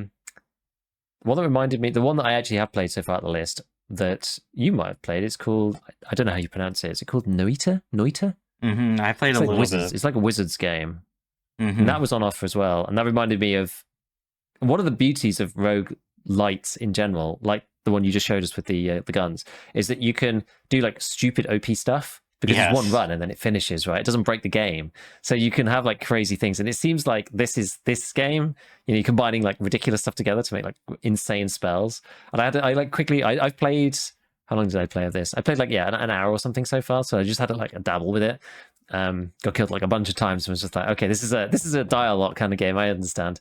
And like went onto the Reddit and just to see kind of the vibe of like the community and people there just kind of, it's just like just making gifs like, I wonder what this spell does, and then it's just like some real life gif of someone just like blowing themselves up accident in a workshop and stuff, just like stupid stuff like this. So it's quite like, it seems quite a light-hearted community. I'm like, oh, this looks fun. There's like people using some kind of like world editor builder thing to like make new spells, just like make stupid spells that do like the Dragon Ball Z, whatever, and like stuff like this. So just like it looks like a proper goofy fun time. So probably play a bit more of that. That looks good. And then the other one which I picked up, which is kind of like for sort of the Factorio kind of lovers, is Dyson Sphere Program, which I've heard good things about. Apparently it's not as complicated as Factorio. So if you like Factorio, if you like Satisfactory, it's like in that, it's in that sort of broader thing of just like built industry.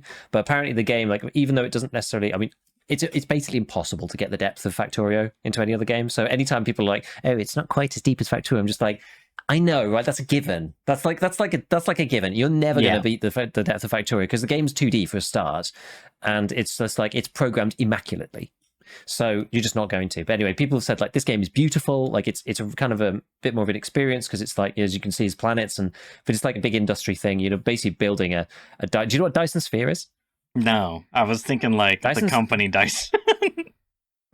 I actually don't know which Dyson it is who coined the term. But anyway, the Dyson Sphere is effectively a spherical solar panel that you fit around. It's like a future tech thing with you harness the power of the sun by you harness the entire power of a star by completely surrounding it in a huge sphere, and you harness all the energy. Oh my That's what god. Dyson Sphere is. So it's Is like the this ultimate like far science fiction, way that you okay? power of civilization, kind of This thing. isn't real. And so Is this what is I was wondering.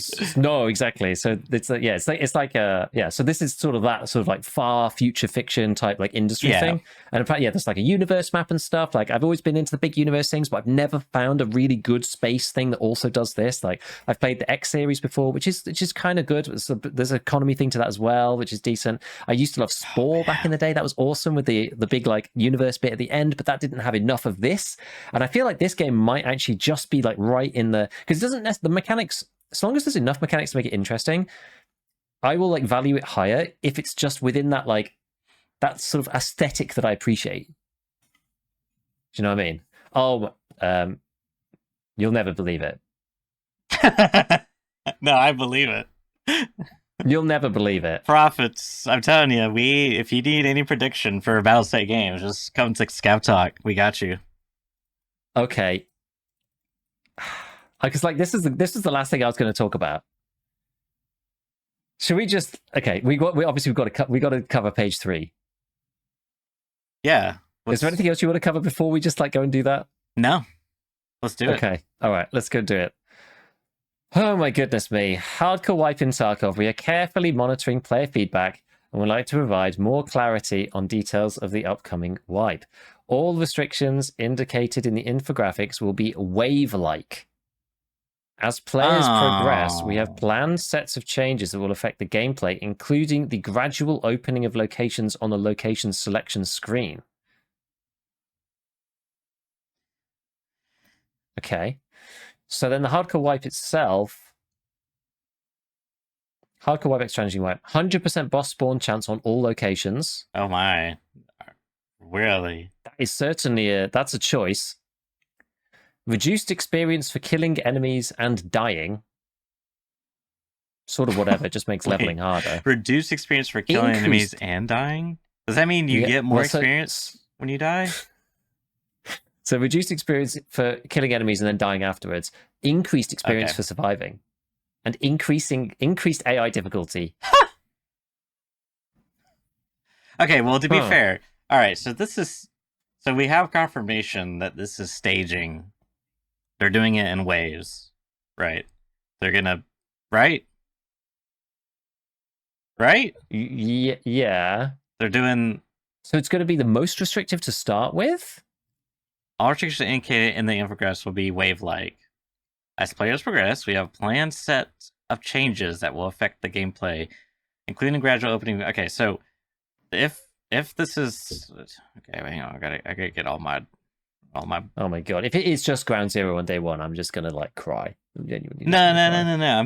What I'm thinking is, well, that's hardcore post. Okay, what I'm thinking is,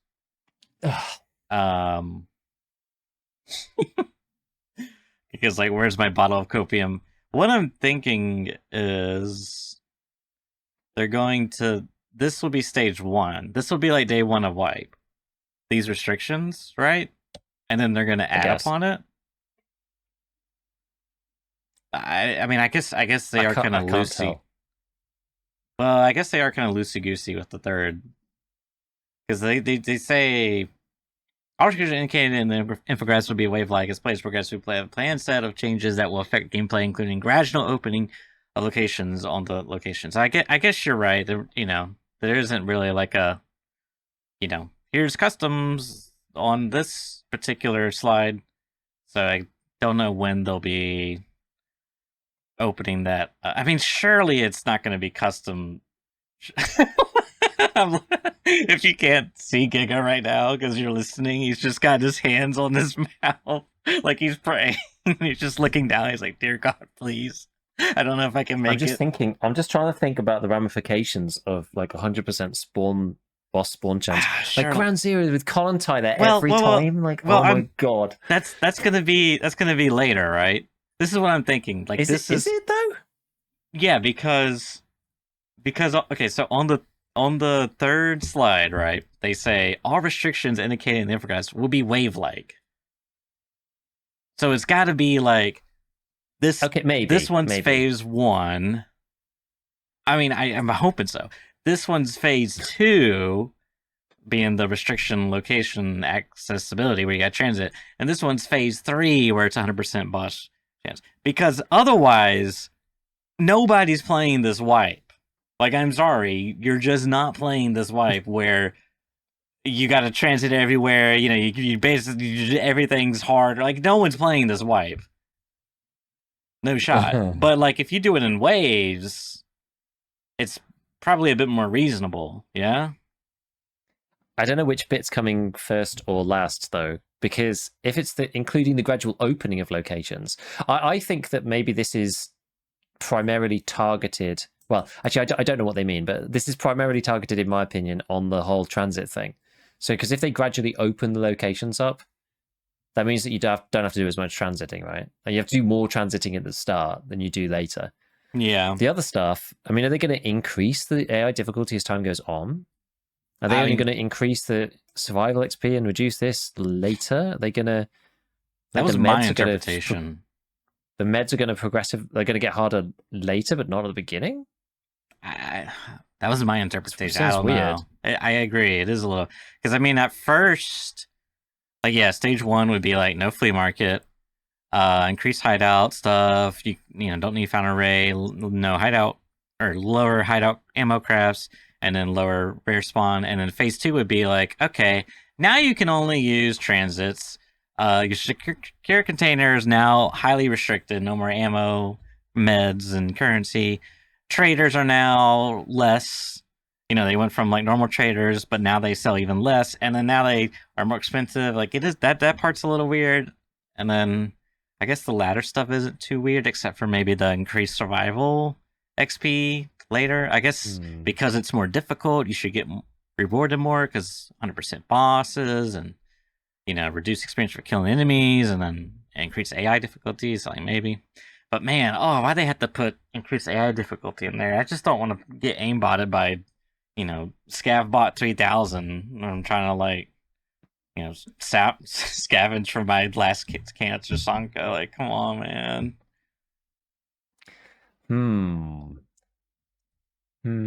This is intriguing. I mean, yeah, because a lot of that stuff doesn't necessarily need to be staged, does it?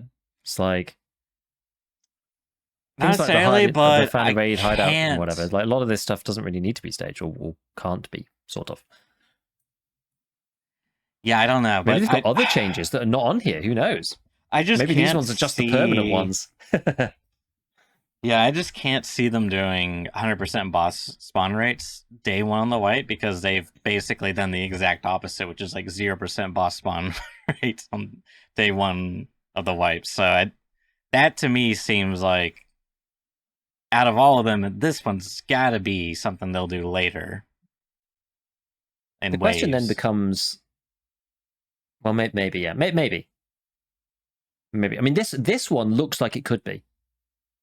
The second page does look like it could be. 100% boss spawn chance on all locations, reduced experience, increased experience of surviving, increased AI difficulty. That could all come later. There's like nothing unreasonable about all that coming later.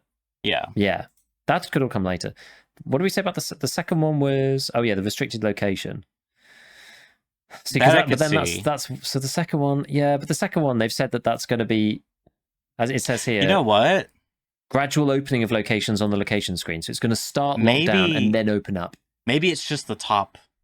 Maybe it's just the big header. That's the gradual. Everything below is consistent throughout. What do you think about that? Because the flea market... then that's inconsistent with what they've said in the detail of the thing. Oh, is it? Because restricted location accessibility, most will only be available through transits. And then their text says, we have planned sets of changes, including the gradual opening of locations on the location selection screen. So on day 1, you're only going to be able to transit for the most part, or it's going to be the most restrictive on day 1. Maybe that's the thing. It's going to start in one state and it's going to end in another. Oh, you're saying day 1, everyone's got to transit, and then they'll slowly be like, okay, customs no longer is like transit and regular extracts. I guess. I don't know. Something like that, yeah. So it seems like they're going to be doing this and maybe more stuff. I mean, now we have no idea.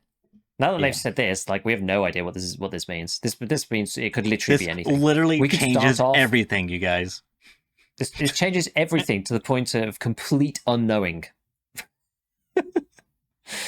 But this makes it very difficult to work out strategy, right? Like, and now it's like, well, is the boss spawn chance on day one going to be 100%? And if so, what's going to be their gear set? Because then it's also like, okay, well, what's the easiest boss to kill, like, early on in the wipe?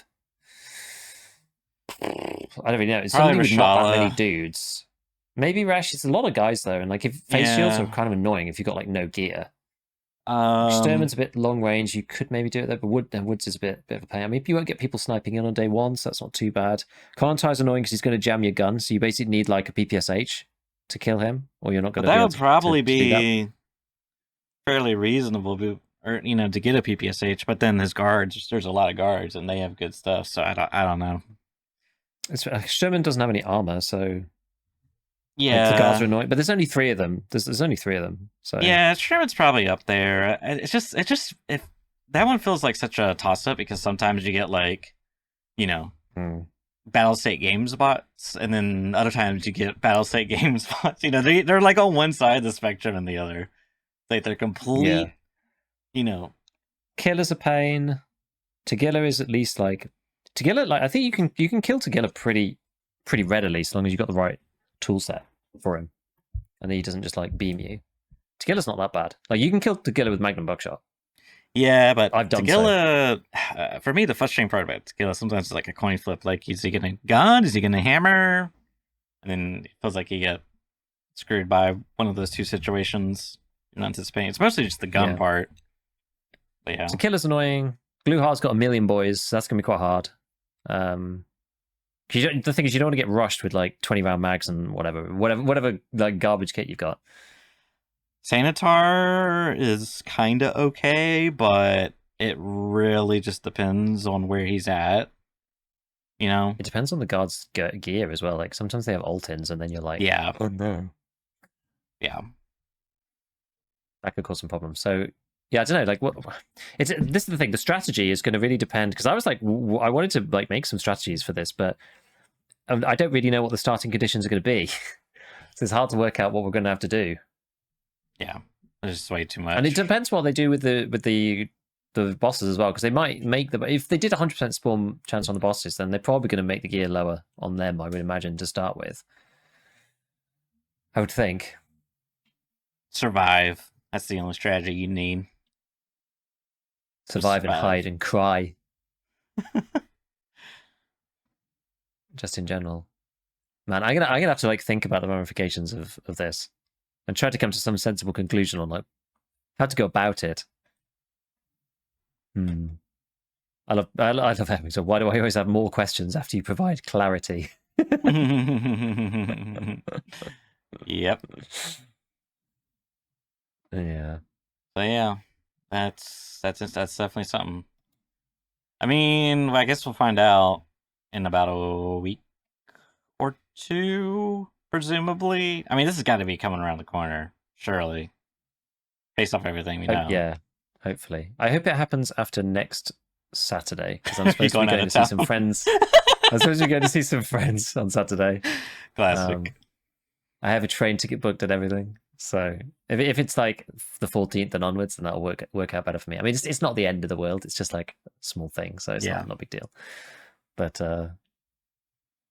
yeah, we'll see. We'll see. I don't know, man. I don't know. This wipe's going to be just insane. I think this wipe is going to be worth participating in, just for the pure like madness of it. Yeah, I mean, definitely. It's going to just be completely chaotic. You're never going to get a chance to do this again, probably, because I don't know whether it won't be like this in 1.0. It'll be different. This is like a once in a lifetime opportunity to experience. I was there for the the cock and ball torture wipe. It's like you can tell you can tell your grandkids the CBT wipe. Oh, the closed beta testing wipe. Yeah, the closed beta testing wipe. Yes, that's one. Yes. Yes. Oh my god. Yeah. We'll see. I mean, yeah, I definitely want to try it, but I just don't know. I don't know if I can have the staying power. I don't know if it will have the sticking power in general, like outside of me with other people. We'll see. Yep. I don't know. Well, at least the raids will be nice and empty. Just to wander around and do our stuff. I thought I booted up. Wait, am I in PvE? What's going on? Mm-hmm. Where's my Oh players? man, we'll see. Increased AI difficulty. You love to see it. Oh god, do you though? No, you really don't. I just, whew, man. I hope we get a line in here that says AI logic improvements in the patch notes. That might suffice as copium for me. That might just get me over it. Yeah, I genuinely think this is going to be a lot of fun. I really think it's going to be a lot of fun. You know, it's partly like it's what I do, thinking about all the ramifications of all of these things. But when it comes to the day, I'm going to be strategizing or whatever based on whatever it is rule set that we get, and I'm going to enjoy it because it's going to be different. Yeah, I I mean, enjoy doing the pesty rule set stuff because it's just different. It's different challenge, different problem. You have to use your brain and think like, okay, well now I'm under these new circumstances. What do I need to do? How am I going to maximize my chance of success in this yeah, video game? Based on whatever random stuff they throw at us. So that'll be it. I'll enjoy it for that regardless. yeah. For as all of the stages of Tarkov that I went through, and I mean, probably talk to me like a year ago, I would be like, this one thing would save Tarkov, and here we are now. So it's like I kind of owe it to myself to just at least load into ground zero and die 5 minutes off the spawn. Like I gotta at least that much I can do. Yep, exactly. They got to do something about Scav though. Until then, okay, we'll let you all know where we're at in our adventures.